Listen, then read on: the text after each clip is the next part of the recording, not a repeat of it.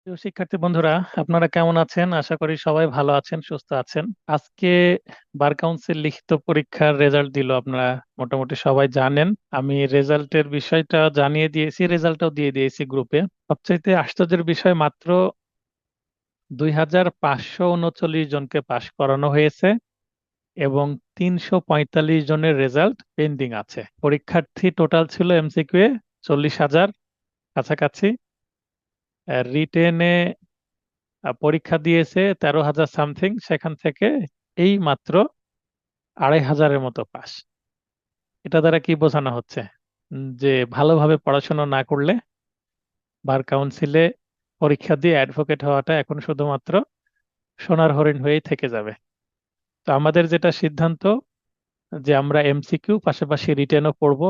আশা করি এই সিদ্ধান্তটা খুবই যোগ উপযোগী এবং কার্যকরী সিদ্ধান্ত হতে যাচ্ছে।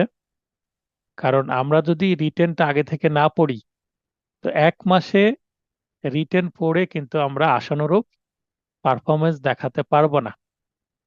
এই কারণে কিন্তু আমাদের আগে থেকে রিটেনটা পড়তে হবে, যেটা আমি আগেই বলেছি। তো রিটেন আমরা আশা করছি, আমি বলেছি মার্চ মাসের মাঝামাঝি শুরু করব, তার আগেও শুরু করতে পারি। আপনাদের এমসিকিউ টেকে গেলে মার্চ মাসের প্রথম সপ্তাহতে হয়তো বা রিটেন শুরু করে দিতে পারি আমি। তো সুসংবাদ দুঃসংবাদ মিলে মোটামুটি ঠিক আছে, যেহেতু পাশের হার খুব কম। আর যারা এমসিকিউ এর বেস ভালো ছিল তারা পাশ করেছে।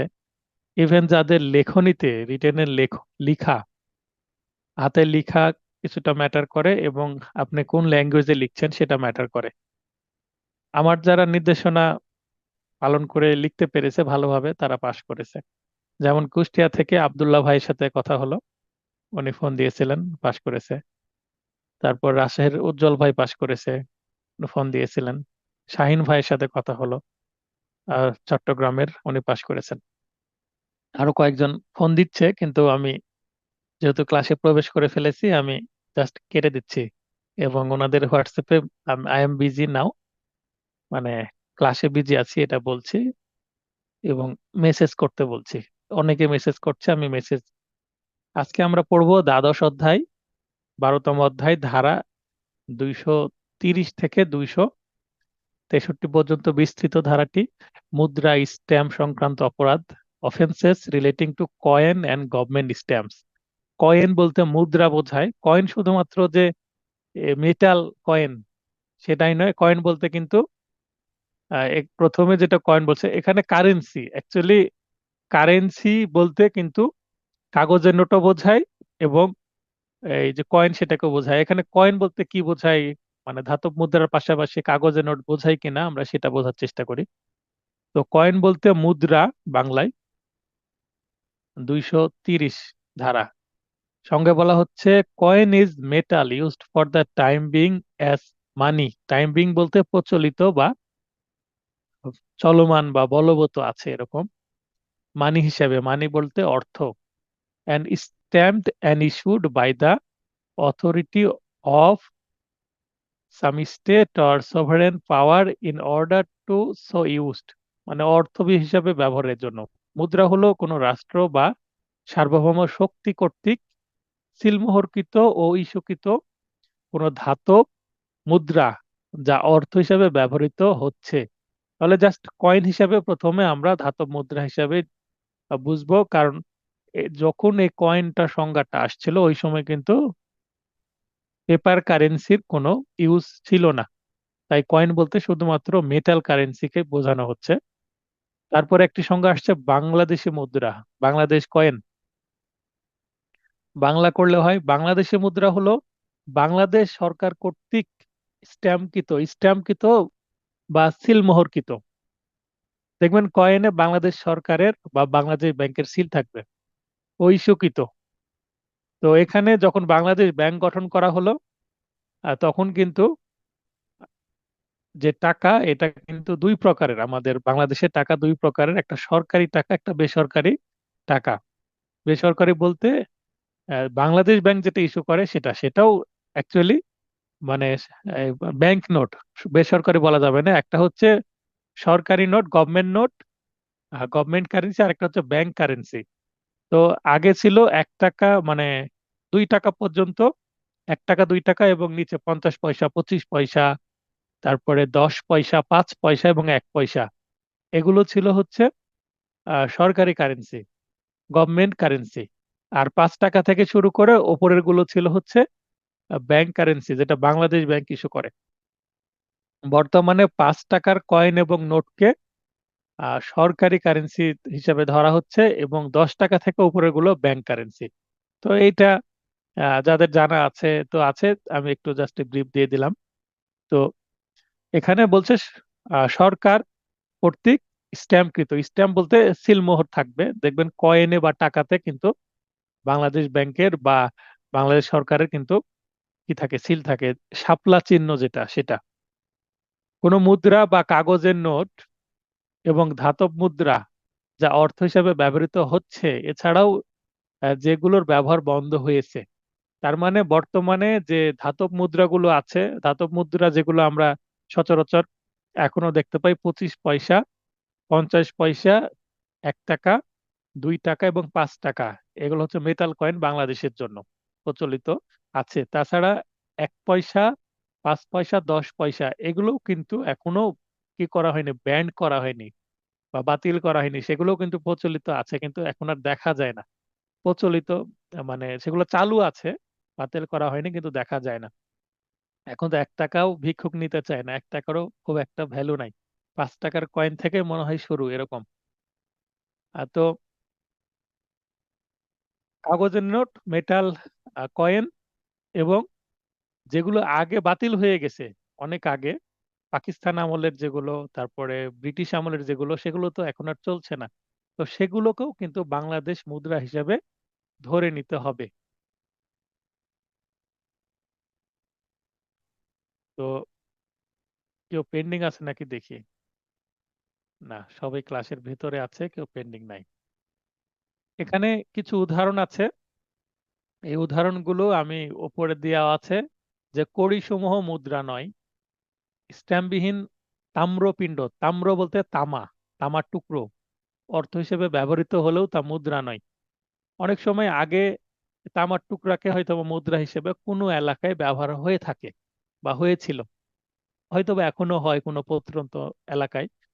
কিন্তু সেটাকে সরকার যেহেতু স্ট্যাম্প দিচ্ছে না বা ইস্যু করছে না, সরকার যেহেতু ইস্যু না করার কারণে সেটা কি হবে না, মুদ্রা হিসাবে ধরে নেওয়া যাবে না। অর্থ হিসাবে ব্যবহারের উদ্দেশ্যে না থাকলে, মানে অর্থ হিসাবে ব্যবহারের কোনো উদ্দেশ্য যদি না থাকে, তাহলে মেডেল যেগুলো, সেগুলোকে কিন্তু মুদ্রা বলা হবে না। মেডেল দেওয়া হয়, গোল্ড মেডেল, সিলভার মেডেল, তারপরে ব্রোঞ্জ মেডেল, সেগুলো কিন্তু অর্থ না। মেডেল তো মেডেল, সম্মানের জিনিস। কোম্পানির টাকা হিসাবে আখ্যায়িত মুদ্রা, যেটা রানীর মুদ্রা। রানীর মুদ্রা বলতে ব্রিটিশ আমলে রানী যখন শাসন করতেন, তার আগে কোম্পানি শাসন করত। ইস্ট ইন্ডিয়া কোম্পানি যখন শাসন করত ভারত উপমহাদেশ, তখন কিন্তু এই যে কোম্পানিজ টাকা, কোম্পানিজ টাকাটা তখন কিন্তু কুইন্স কয়েন হিসাবে কনভার্ট হয়ে যায়, যখন কুইন ক্ষমতাটা সরাসরি হাতে নিল, তথা বাংলাদেশের মুদ্রা হিসেবে গণ্য হবে। সেটাও কিন্তু এখন বাংলাদেশের মুদ্রা হিসেবে গণ্য হবে।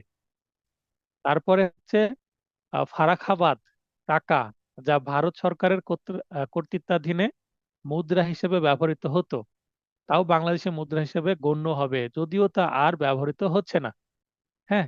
তো এখানে এই যে 5টা উদাহরণে থেকে আমরা কিছু কোনগুলো মুদ্রা কোনগুলো মুদ্রা নয়, আপনাদের বোঝার সুবিধার্থে এবং মনে রাখার সুবিধার্থে আমি একটি ছক করে দিয়েছি। এই বাম পাশে আছে মুদ্রা নয়, ডান পাশে আছে হচ্ছে মুদ্রা। মুদ্রা নয় কোনগুলো? কড়ি সমূহ। কড়ি বলতে সাদা রঙের এক ধরনের ঝিনুক, যেগুলো সমুদ্র সৈকতে পাওয়া যায়, সামুদ্রিক প্রাণী যেটা, সেটাকে কড়ি বলা হয়। তো এই কড়ি সমূহ মুদ্রা না, যদিও এগুলো দেখা যাচ্ছে যে অনেক উপজাতি বা প্রিমিটিভ মানুষদের মধ্যে অর্থ হিসেবে ব্যবহৃত হতো, কিন্তু সেগুলো কখনো স্ট্যাম্পকৃত না বা সরকারি অনুমোদিত না। স্ট্যাম্পবিহীন তাম্রপিণ্ড, স্ট্যাম্পবিহীন বলতে আবারও বলছি যে সিলমোহরকৃত, মানে সরকারের সিল থাকবে বা কোনো ব্যাংকের সিল থাকবে। মেডেল সমূহ স্ট্যাম্পবিহীন বা সিলমোহরবিহীন যে কোনো ধাতব পিণ্ড। এখানে শুধুমাত্র একটা উদাহরণ দিয়েছে যে তাম্রপিণ্ড বা তামার টুকরো মুদ্রা নয়। তাহলে যদি বলি যে আমি কোনো যদি সোনার টুকরো হয়, সেটা কি মুদ্রা হবে? গোল্ড কয়েন, সেটা কি মুদ্রা হবে? গোল্ড কয়েন কিন্তু বাংলাদেশে কখনো মুদ্রা নয়। সিলভার কয়েন মুদ্রা নয়, যদিও সেটার ভ্যালু আছে, কারণ সেটা মূল্যবান ধাতু, কিন্তু সেটা বাংলাদেশে যে মুদ্রাগুলো প্রচলিত আছে সেগুলো কোনোটা গোল্ড কয়েন বা কোনোটা সিলভার কয়েন নয়। তাই সেটা কিন্তু মুদ্রা হিসাবে ধরে নেওয়া যাবে না। অর্থাৎ যে কোনো ধাতুর টুকরো কিন্তু মুদ্রা নয়, যদি সেটা সিলমোহরকৃত না হয়। আমাদের যে মুদ্রাগুলো সেগুলো কিন্তু সংকর ধাতু দিয়ে তৈরি করা হয়, অর্থাৎ দুই তিনটা ধাতুর সংমিশ্রণে তৈরি করা হয়। সেটা অবশ্যই সিলমোহরকৃত।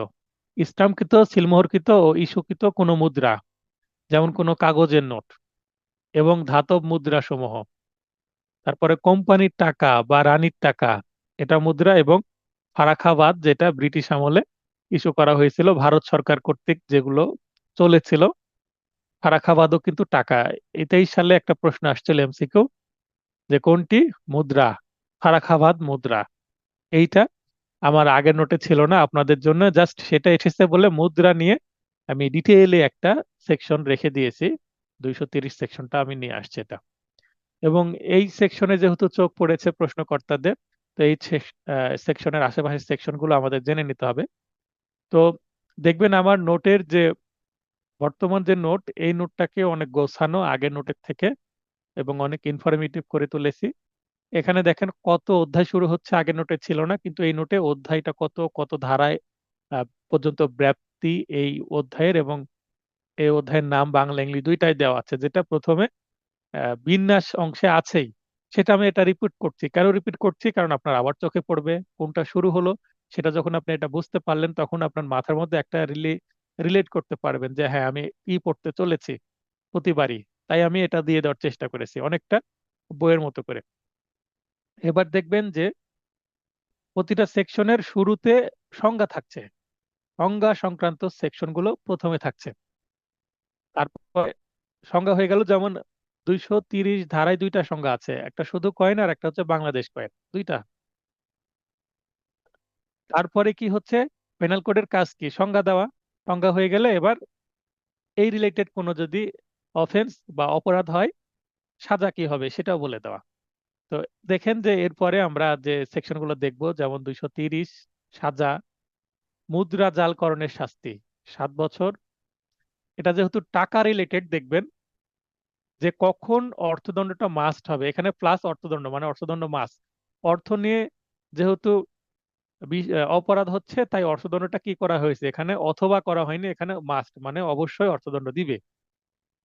32 ধারাতে বাংলাদেশি মুদ্রা জালকরণের শাস্তি যাবজ্জীবন কারাদণ্ড হতে পারে। দেখেন যেগুলো বাংলা, যেমন বাংলাদেশে বসে কেউ যদি কোনো ইউএস ডলার বা ভারতের রুপি জাল করে, তাহলে তার শাস্তি হবে কিন্তু 7 বছর। যদি উদাহরণ এভাবে আসে যে বাংলাদেশি নাগরিক বা ভারতীয় নাগরিক অমুক এ বা বি বাংলাদেশে বসে মুদ্রা জাল করছে, আর মুদ্রা যদি জাল করে, বিদেশি কোনো মুদ্রা যদি জাল করে, যেমন ইউএস ডলার বা আপনার ইন্ডিয়ান রুপি, তাহলে কিন্তু তার সাজা হবে 7 বছর। কিন্তু বাংলাদেশে বসে যদি কেউ বাংলাদেশি মুদ্রা জাল করে, তাহলে কিন্তু তার সর্বোচ্চ শাস্তি যাবজ্জীবন হবে, অথবা 10 বছর সশ্রম বা বিনাশ্রম কারাদণ্ড প্লাস অর্থদণ্ড মাস্ট। তো দেখবেন এখানে বাংলাদেশি মুদ্রা যদি হয়, সে বাংলাদেশে বসে হোক আর বিদেশে বসে হোক, জাল করে যদি আবার বাংলাদেশে আসে, তাহলে কিন্তু তার এই সাজাটা হবে। তাহলে বাংলাদেশি মুদ্রা জাল করলে সাজার পরিমাণ অনেক বেশি।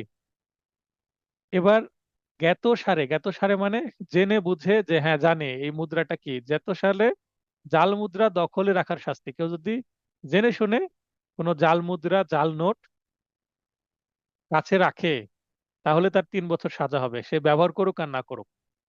255 স্ট্যাম্প, সরকারি স্ট্যাম্প যেটা রাজস্ব স্ট্যাম্প, সেটা জাল করলে যাবজ্জীবন। 259 আছে জাল সরকারি স্ট্যাম্প দখলে রাখার শাস্তি। কেউ যদি ব্যবহার না করে জাস্ট দখলে রাখে, তাহলে 7 বছর। তাহলে এই রিলেটেড আমরা দেখবেন কয়েকটি, আমি এই একটি ধারা পড়লেই কিন্তু হয়ে যেত। 230 থেকে প্রশ্ন আসছে, 2023 সালে কিন্তু আমি এর সাথে 1 2 3 4 5টা আরো সেকশন অ্যাড করে দিয়েছি। কেন?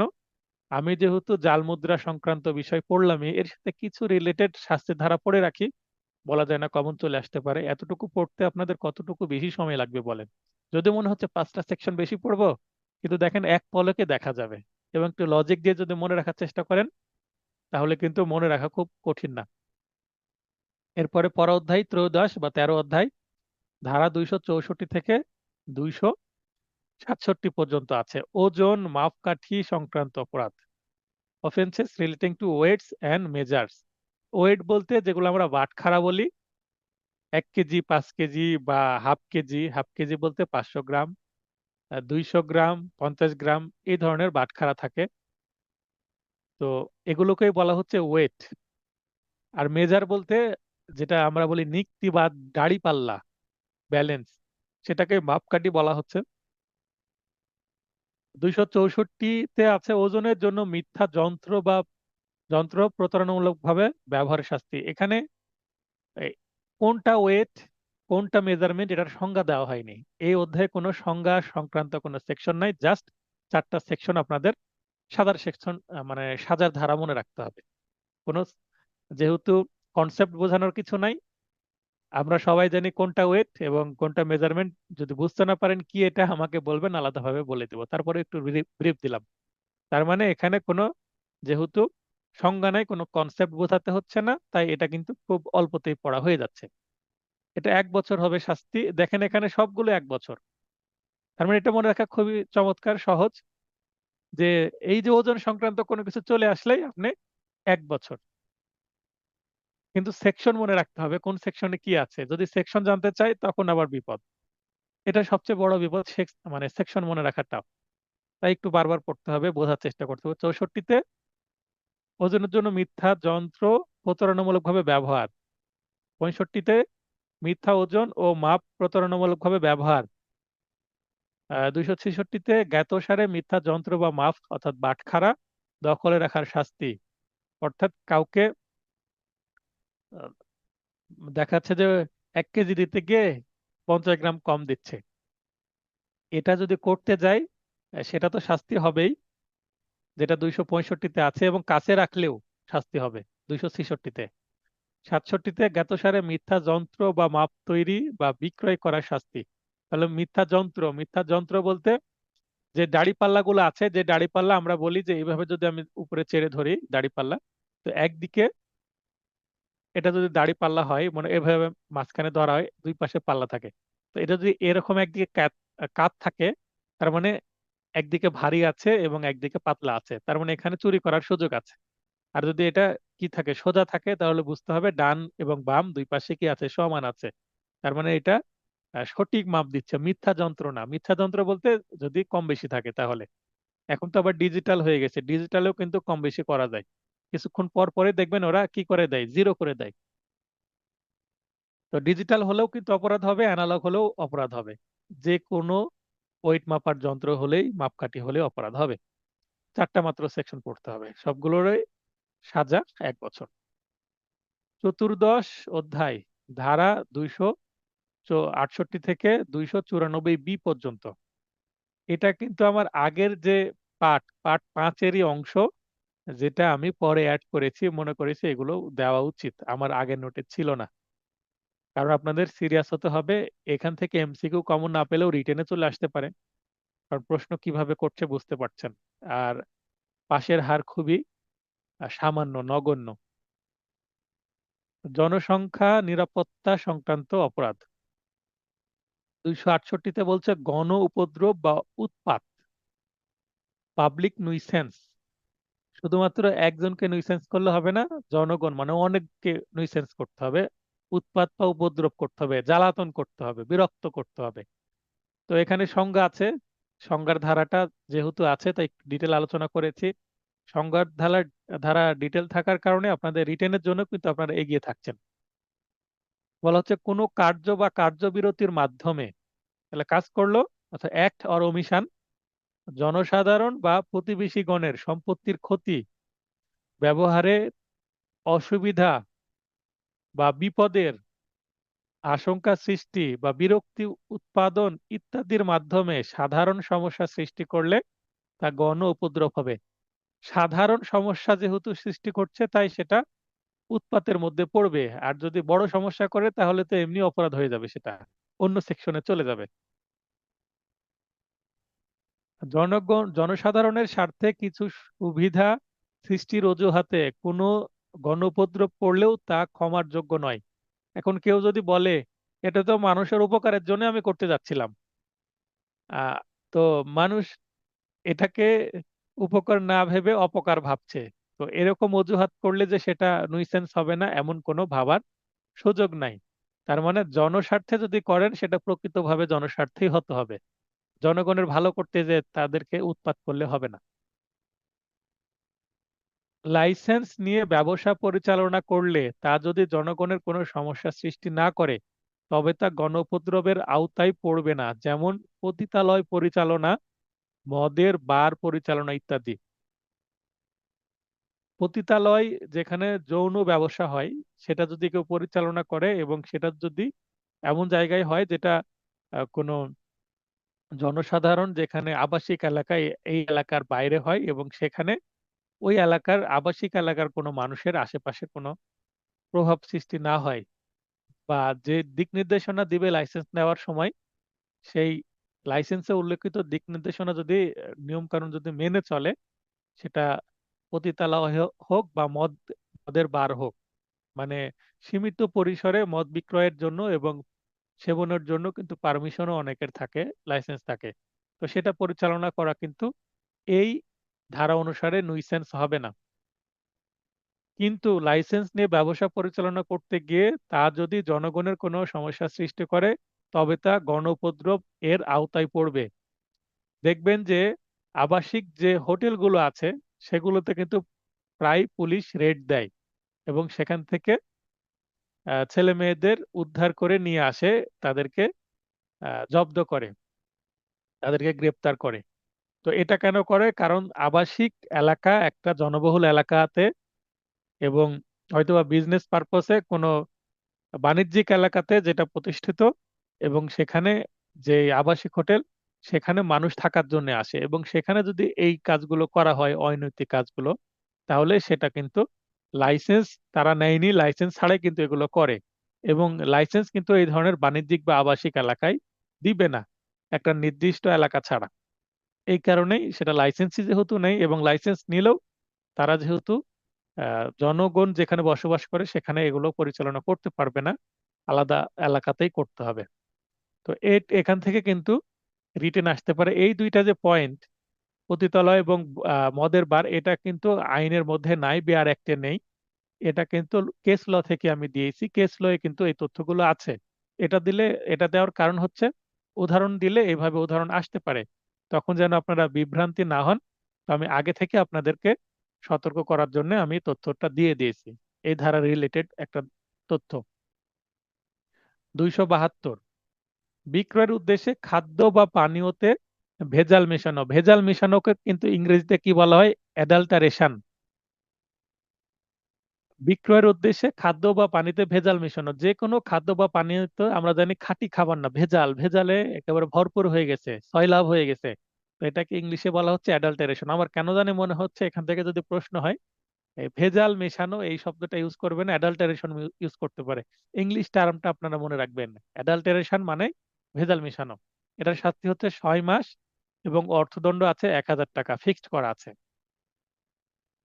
279, রাজপথে বেপরোয়া গাড়ি চালানো বা অশ্ব আরোহণ, অর্থাৎ র্যাশ ড্রাইভিং অর রাইডিং, অর্থাৎ হর্স রাইডিং, যেটা horse riding on a public way, যেটা রাজপথ বা জনসাধারণের চলার পথ। এটা করলে শাস্তি হবে 3 বছর সশ্রম বা বিনাশ্রম কারাদণ্ড, 1,000 থেকে শুরু করে 5,000 টাকা পর্যন্ত, মিনিমাম 1,000, ম্যাক্সিমাম 5,000 টাকা অর্থদণ্ড হতে পারে। এই আইনটা বাস্তবে আর কাজে লাগছে না, কিন্তু এটা যেহেতু বাতিল করা হয়নি এখান থেকে প্রশ্ন আসতে পারে, তাই আমি লিখে রেখেছি এবং খুব ভালোভাবে ইংলিশটাও দিয়ে দিয়েছি। এটা কেন কাজে লাগছে না? কারণ সড়ক পরিবহন আইন বলে আলাদা আইনই হয়ে গেছে, মামলা হলে সেই আইনেই হয়, এটাতে মামলা হয় না, বাস্তবে প্রয়োগ নেই। কিন্তু জেনে রাখা ভালো। এখান থেকে প্রশ্ন আসলে আসতে পারে। এবার 288, দালান ভাঙ্গা বা মেরামত কালে অবহেলামূলক আচরণ, নেগলিজেন্স, এর শাস্তি 6 মাস, ফিক্সড করা আছে অর্থদণ্ড 1,000 টাকা। 292, অশ্লীল, অবসিন, এইটা আমার আগের নোটে ছিল না। আমার মনে হলো নতুন নতুন জায়গায় চোখ দেওয়া উচিত, একটু পড়ে নেওয়া উচিত, যেন নোটের বাইরে খুব একটা প্রশ্ন করার সুযোগ না থাকে। এই কারণে আমি কিছু কিছু নতুন জায়গায় হাত দিয়েছি, এবার নোটে কিছু ইনক্লুড করেছি। যেমন অবসিন, অবসিন শব্দের অর্থ অশ্লীল, পেনাল কোডের ভাষায় অবসিন মানে অশ্লীল। অশ্লীল কি জিনিস সেটা তো আপনারা সবাই জানেন, যেটা শালীনতা বিরোধী সেটাই অশ্লীল। পুস্তক মানে বই, চিত্রকর্ম মানে পেইন্টিং, তারপরে বস্তু, যে কোনো বস্তু ইত্যাদি বিক্রয় বা ভাড়া দেওয়া বা বিতরণ বা প্রকাশ্যভাবে প্রদর্শন বা প্রস্তুত করা বা আমদানি করা বা রপ্তানি করা বা সংরক্ষণ করা বা এর বিজ্ঞাপন প্রচার করা ইত্যাদি করলে শাস্তি হবে কিন্তু 3 মাস। তাহলে অশ্লীল কোনো কিছু করলেই শাস্তি হবে 3 মাস, এটা মনে রাখবেন। এখানে ব্যতিক্রম আছে, ধর্মীয় উদ্দেশ্যে সংরক্ষিত বা ব্যবহৃত পুস্তক, লেখা, চিত্রকর্ম, প্রতিমা, প্রতিমা বলতে মূর্তি ইত্যাদি বস্তু এ ধারার ক্ষেত্রে প্রযোজ্য নয়। আমরা দেখবেন, আমরা দেখি যে মন্দিরে অনেকগুলো মূর্তি থাকে যেগুলো অনেকটা নগ্ন থাকে, যেটাকে আমরা সাধারণত অশ্লীল বলতে পারি, কিন্তু সেটা কিন্তু অশ্লীল না, সেটা যেহেতু একটা চিত্রকর্ম এবং সেটার একটা কালচারাল এবং রিলিজিয়াস ভ্যালু আছে, সেই কারণে সেটা এই সেকশন অনুসারে কি হবে না, অপরাধ হবে না। আর জাদুঘরে রাখা হয় যে মূর্তিগুলো, সেগুলো কিন্তু নগ্ন অনেক মূর্তি থাকে, পেইন্টিং থাকে, সেগুলো কিন্তু এই ধারায় অপরাধ হবে না, কারণ সেটা বিশেষ উদ্দেশ্যেই রাখা হচ্ছে, ধর্মীয় বা কালচারাল পারপাসে। 293, অল্প বয়স্ক ব্যক্তির নিকট অশ্লীল বস্তু বিক্রয় প্রদর্শন। তার মানে এই যে 292 ধারার যে অপরাধ, সেটা যদি অল্প বয়স্ক কোনো 18 বছরের কম বয়স্ক কোনো শিশুর কাছে যদি বিক্রয় করা হয় বা প্রদর্শন করা হয় বা কোনোভাবে আহ, এই ধারার অপরাধ শিশুর সাথে করা হয়, তাহলে এটা বেড়ে যাবে 6 মাস, ডাবল। বড়দের সাথে করলে 3 মাস, ছোটদের সাথে করলে 6 মাস।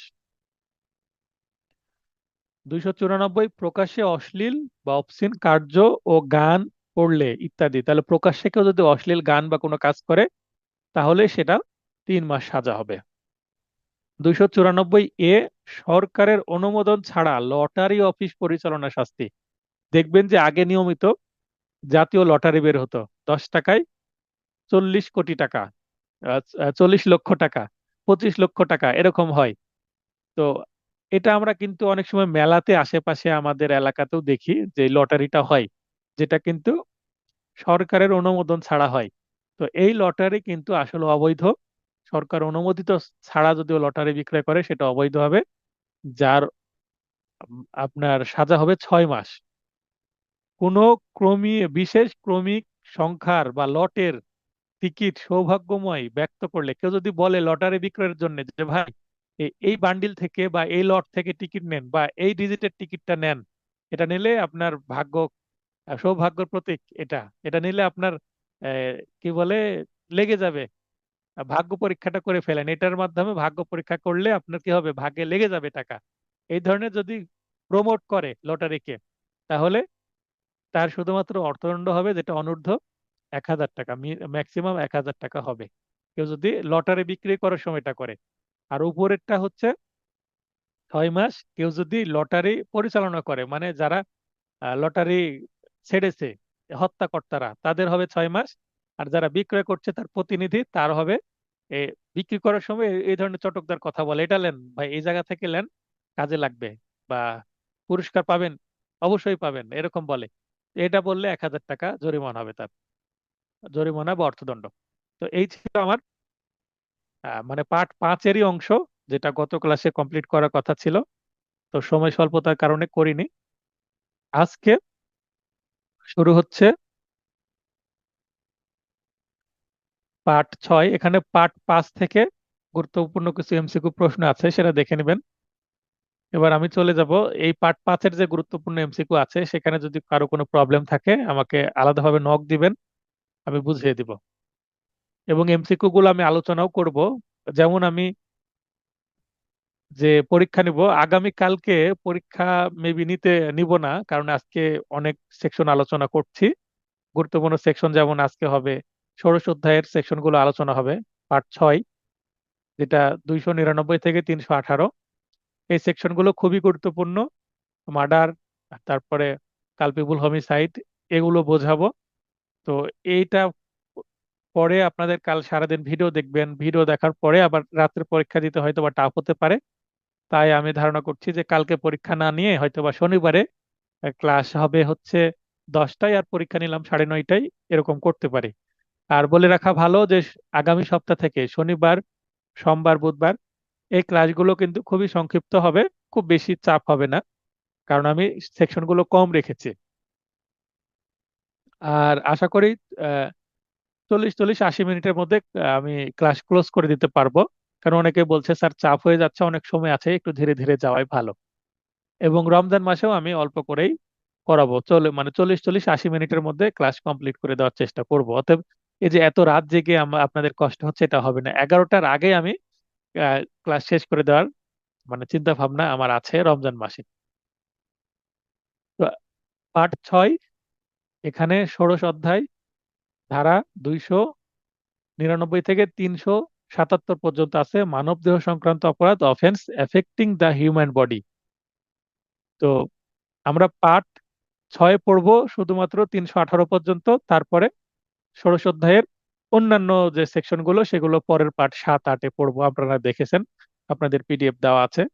তো আজকে আমরা ষোড়শ অধ্যায়ের ধারা 299 থেকে 311, এখানে আছে জীবন ক্ষুণ্ণকারী অপরাধ, অফেন্স এফেক্টিং লাইফ। এটা ষোড়শ অধ্যায়েরই একটি অংশ, যে জাস্ট লাইফকে মানে এফেক্ট করবে এই ধরনের অপরাধ আছে 299 থেকে 311 ধারা পর্যন্ত। 299, এখানে অনেকের আগে থেকে পড়া আছে 299 এবং 300। তো 299 এবং 300 দুই ধারাটা একটু জটিল ভাবে উপস্থাপনা করা আছে বিআর অ্যাক্টে, এবং অনেক বড়। এটার কারণে এটা অনেকের বুঝতে সমস্যা হয়। আবার ইউনিভার্সিটিতে বা ল কলেজে অনেককে এই সেকশনটা টিচাররা হয়তো বা রং ওয়েতে উপস্থাপন করেছেন, বা দেখা যাচ্ছে যে উপস্থাপনার পদ্ধতিটা সঠিক না হওয়ার কারণে এটা বুঝতে অনেকের মানে কঠিন হয়। এই কারণে এটা অনেকের জটিল মনে হয়, কিন্তু জটিল কিছু না, খুবই সহজ একটা জিনিস। খুব সহজভাবে আমি বুঝিয়ে দেওয়ার চেষ্টা করব। তো 299 আছে হচ্ছে কালপেবল হোমিসাইডের সংজ্ঞা, মানে কোনটি কালপেবল হোমিসাইড হবে। আমি ক্লাসে একটা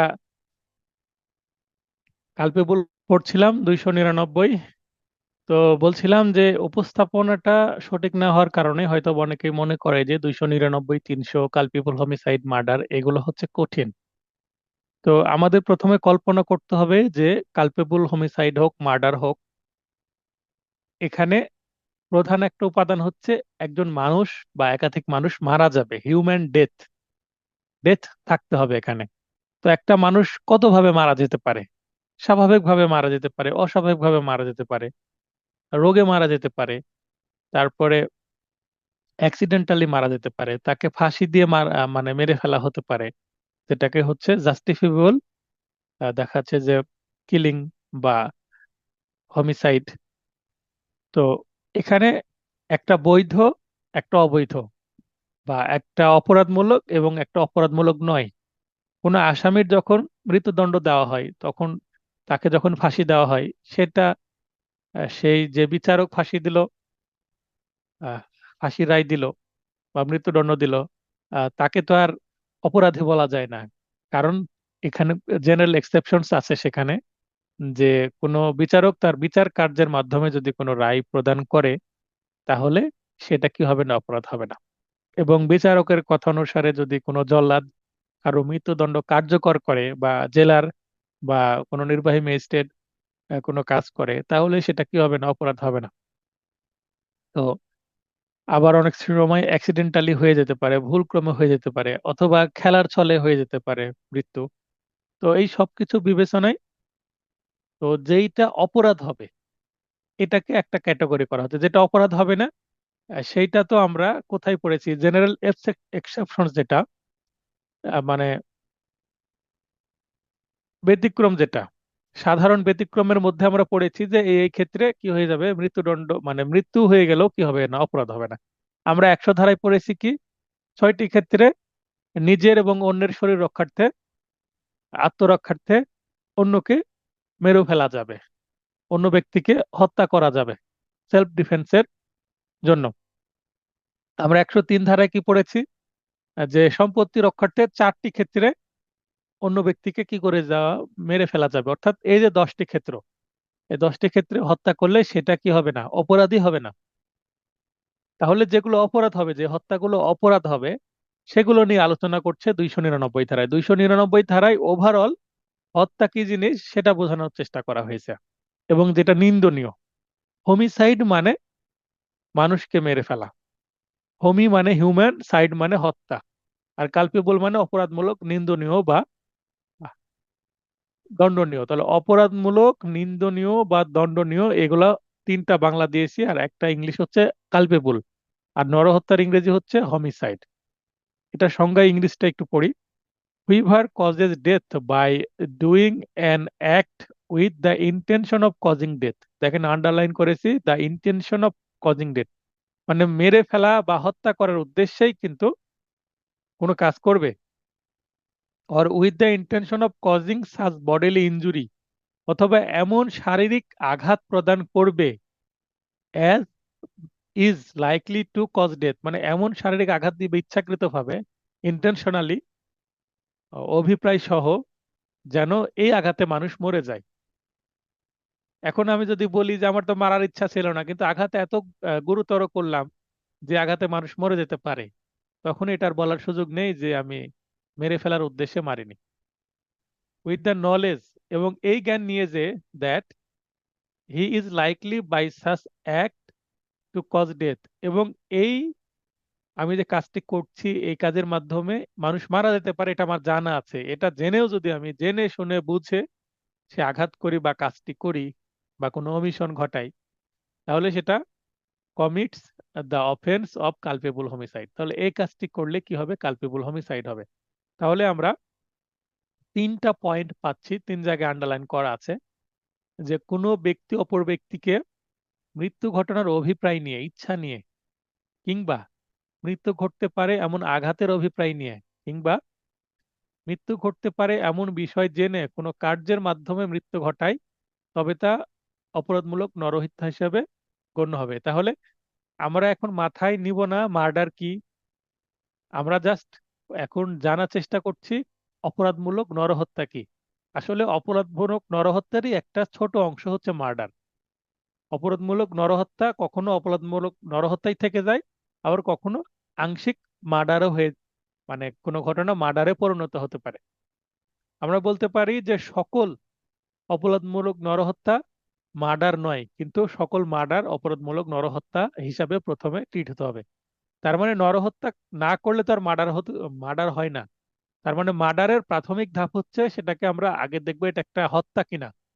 যদি হত্যা হত্যা হয় তারপরে দেখবো এটা কি মানে অপরাধমূলক হত্যা না অপরাধমূলক নয়, মানে কালপেবল হোমিসাইড না নন কালপেবল হোমিসাইড। নন কালপেবল বলতে যেখানে কোনো অপরাধ ঘটিত হয়নি, স্বাভাবিক মৃত্যু, ন্যাচারাল ডেথ, নন কালপেবল।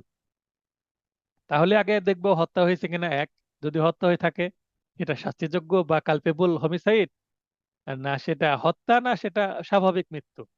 যদি স্বাভাবিক মৃত্যু হয় তাহলে তো সেটা হত্যায় নাম হবে না। আর হত্যার মধ্যে আবার কিছুটা আছে, যে নন কালপেবল, যেটা আগে বললাম ওই যে বিচারকের রায়ে, আর তারপরে অ্যাক্সিডেন্টালি বা আত্মহত্যা করলো নিজে নিজে, এগুলো। আর যদি অন্য কেউ এটার জন্য দায়ী থাকে, তাহলে সেটা মার্ডারের পর্যায়ে যাচ্ছে কিনা। মার্ডারের পর্যায়ে যেতে গেলে কয়েকটা ফিল্টার আছে, ফিল্টার গুলো বা কোনো স্টেজ গুলো পার হয়ে মার্ডারে যেতে হবে। মার্ডার হতে হলে স্পেসিফিক কিছু ফিল্টারের মধ্যে দিয়ে যেতে হবে, তাহলে সেটা মার্ডার হবে। তার আগে সেটা কি হবে, জাস্ট কালপেবল হোমিসাইড। তো আমরা এতক্ষণ এই ধারে কালপেবল হোমিসাইড কি, কালপেবল হোমিসাইড হতে হলে তিনটা ইনগ্রিডিয়েন্ট বা উপাদান আছে সেটা আমরা দেখে নিলাম। যদি উদাহরণগুলো দেখি, উদাহরণ থেকে কিন্তু প্রশ্ন আসে। এই যে একটা উদাহরণ দেওয়া আছে, উদাহরণের বাংলা যদি সংক্ষেপে করি, কূপের মুখে ঘাস পেতে ফাঁদ তৈরি করে হত্যা, অপরাধমূলক নরহত্যা।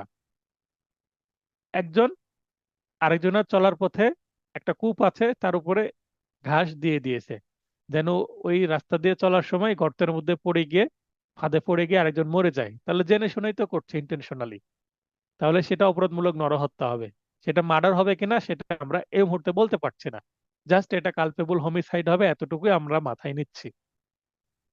এরপরে ঝোপের আড়ালে আছে জেনে কাউকে গুলি করে হত্যা, অপরাধমূলক নরহত্যা। আমি এই পাশে আছি, ঝোপের ওই পাশে আরেকজন আছে, আমি জানলাম যে এই গুলি করলে এই গুলিটা তাকে লাগতে পারে, মানে আমার এই কাজের মাধ্যমে আরেকজন গুলিবিদ্ধ হতে পারে এবং মারা যেতে পারে। তার মানে এই যে অপরাধমূলক বিষয় জেনে, এই যে এখানে হচ্ছে যা নলেজ, আমার নলেজ আছে আমার যে কাজে আরেকজন মরে যেতে পারে, তারপরে গুলি করলাম, তাহলে এটা অবশ্যই অপরাধমূলক নরহত্যা বা কালপেবল হোমিসাইড হবে। তাহলে এই উদাহরণগুলোতে দেখানো হচ্ছে কালপেবল হোমিসাইড কোনটা হবে এবং কোনটা কালপেবল হোমিসাইড হবে না, এটা জাস্ট বোঝানো হচ্ছে। মুরগি চুরির উদ্দেশ্যে ছোড়া গুলিতে ব্যক্তির মৃত্যু, অপরাধমূলক নরহত্যা নয়। তাহলে তার উদ্দেশ্য কিন্তু মুরগি চুরি, বা এখানে আমরা যদি ইংলিশটা পড়ি, a by shooting at a fowl, fowl fowl বলতে এখানে এক প্রকার পাখি বা মুরগি আমরা বলি, with intent to kill and steal it, মানে একটা মুরগিকে গুলি করে পড়ে যাবে, তারপর সেটা নিয়ে নেবে, মানে একটা পাখি হত্যা করছে এবং সেটা চুরি করে নিয়ে যাবে। কিলস বি, তার মানে এটা করতে গিয়ে গুলিটা মুরগিকে না লেগে একটা মানুষ বি কে লেগে গেছে। Who is behind A Bush, Bush বলতে ঝোপঝাড়, ঝোপঝাড়ের আড়ালে ছিল। তাহলে এই যে এ গুলি করলো, এই গুলিটা করার ফলে গুলিটা কাকে লাগলো? গুলিটা লাগলো হচ্ছে বি কে। বি যে ঝোপের আড়ালে ছিল এটা কিন্তু এর জানা ছিল না, এর যদি জানা থাকে তাহলে এটা কালপেবল হোমিসাইড হবে। যেহেতু জানা ছিল না, তাই এটা কালপেবল হোমিসাইড হবে না। তাহলে a not knowing that he is here, তার এখানে স্পষ্ট বলে দেওয়া আছে উদাহরণে যে এ জানতো না যে বি সেখানে আছে। Here although A was doing an unlawful act, যদিও এ একটি অবৈধ কাজ করছে, কি কাজ করছে? মুরগি চুরির কাজ করছে। He was not guilty of culpable homicide, তাহলে সে অ্যাটেম্প টু কমিট থেফট, মুরগি চুরির প্রচেষ্টার জন্য সে কি হতে পারে? 511 ধারায় যে কোনো অপরাধের প্রচেষ্টার যেহেতু ধারা, সেটা যেটা উল্লেখ করা থাকে না, 511 ধারার অপরাধ করেছে মুরগি চুরির, কিন্তু সে কালপেবল হোমিসাইড বা 299 ধারার যে অপরাধ সেই সংজ্ঞার মধ্যে আসছে না তার। As he did not intended to kill B or cause death by doing an act that he knew was likely to cause death। তার মানে মুরগিকে গুলি করলে সেটা যে বি কে লাগবে সেটা তার জানাও ছিল না, এবং বি কে মারাও তার উদ্দেশ্য ছিল না, তাই এটা কালপেবল হোমিসাইড নয়।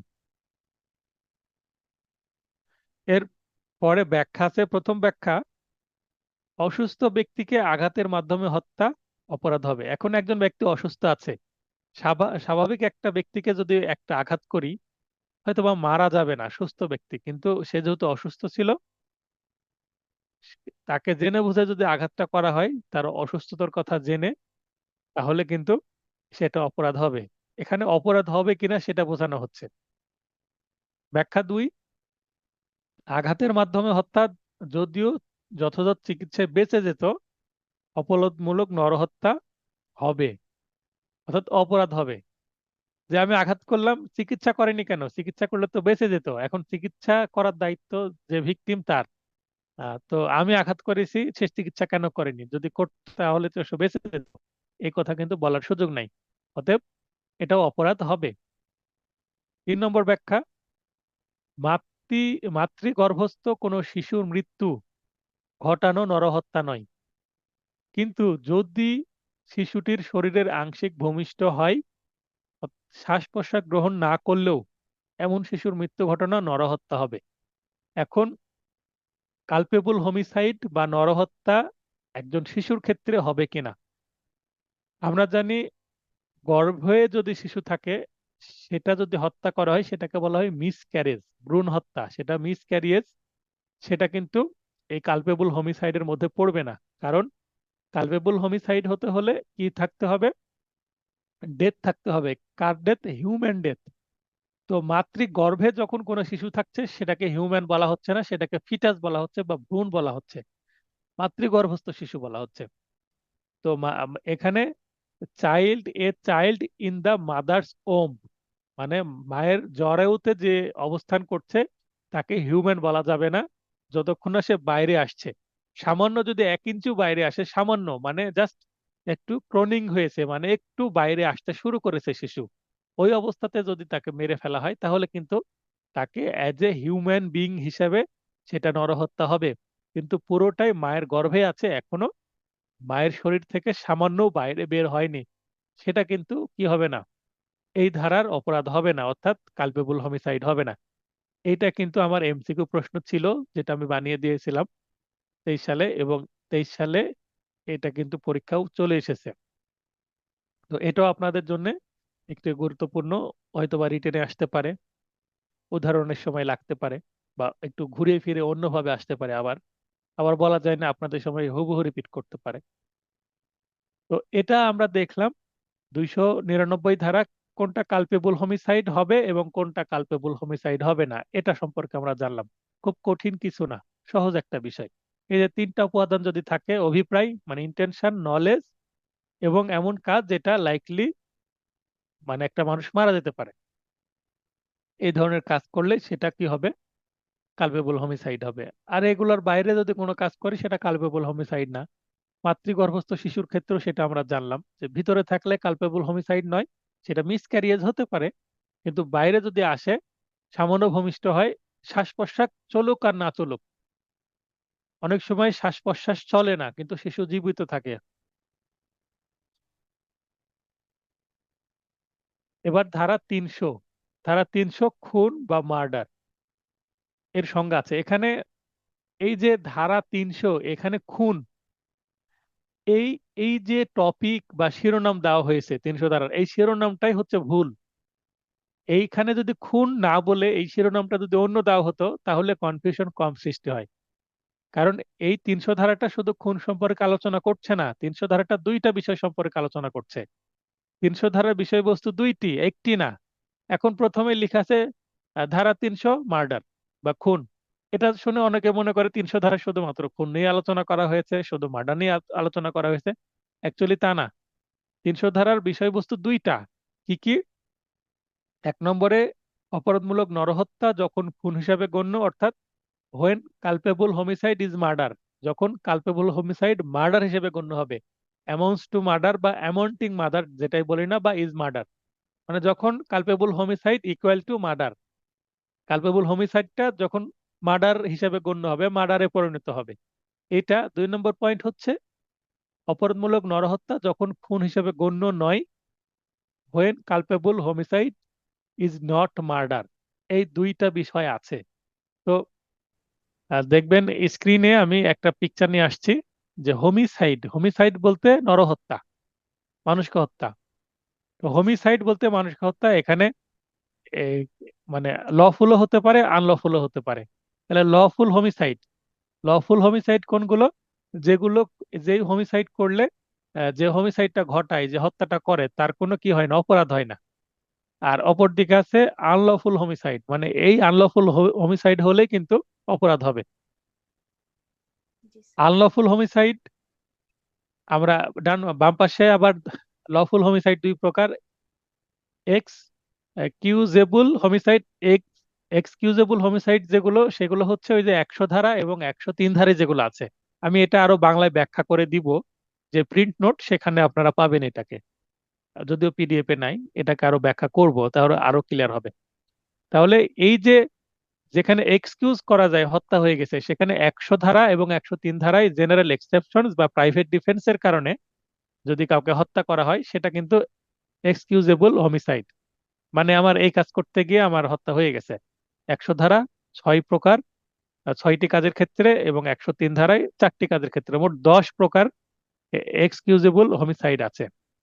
আর জাস্টিফিবল হোমিসাইড বলতে বিচারে কারো যদি মৃত্যুদণ্ড হয় সেটা হচ্ছে জাস্টিফিবল, অর্থাৎ এটা নিয়ে কোনো কি করা হবে না, জাস্ট যে জাস্টিস বা কোনো জাজ যে জাজমেন্টের মাধ্যমে কারো মৃত্যুদণ্ড দিচ্ছে, ডেথ সেন্টেন্স দিচ্ছে, ক্যাপিটাল পানিশমেন্ট দিচ্ছে, সেটাই। এই দুইটাই কিন্তু লফুল।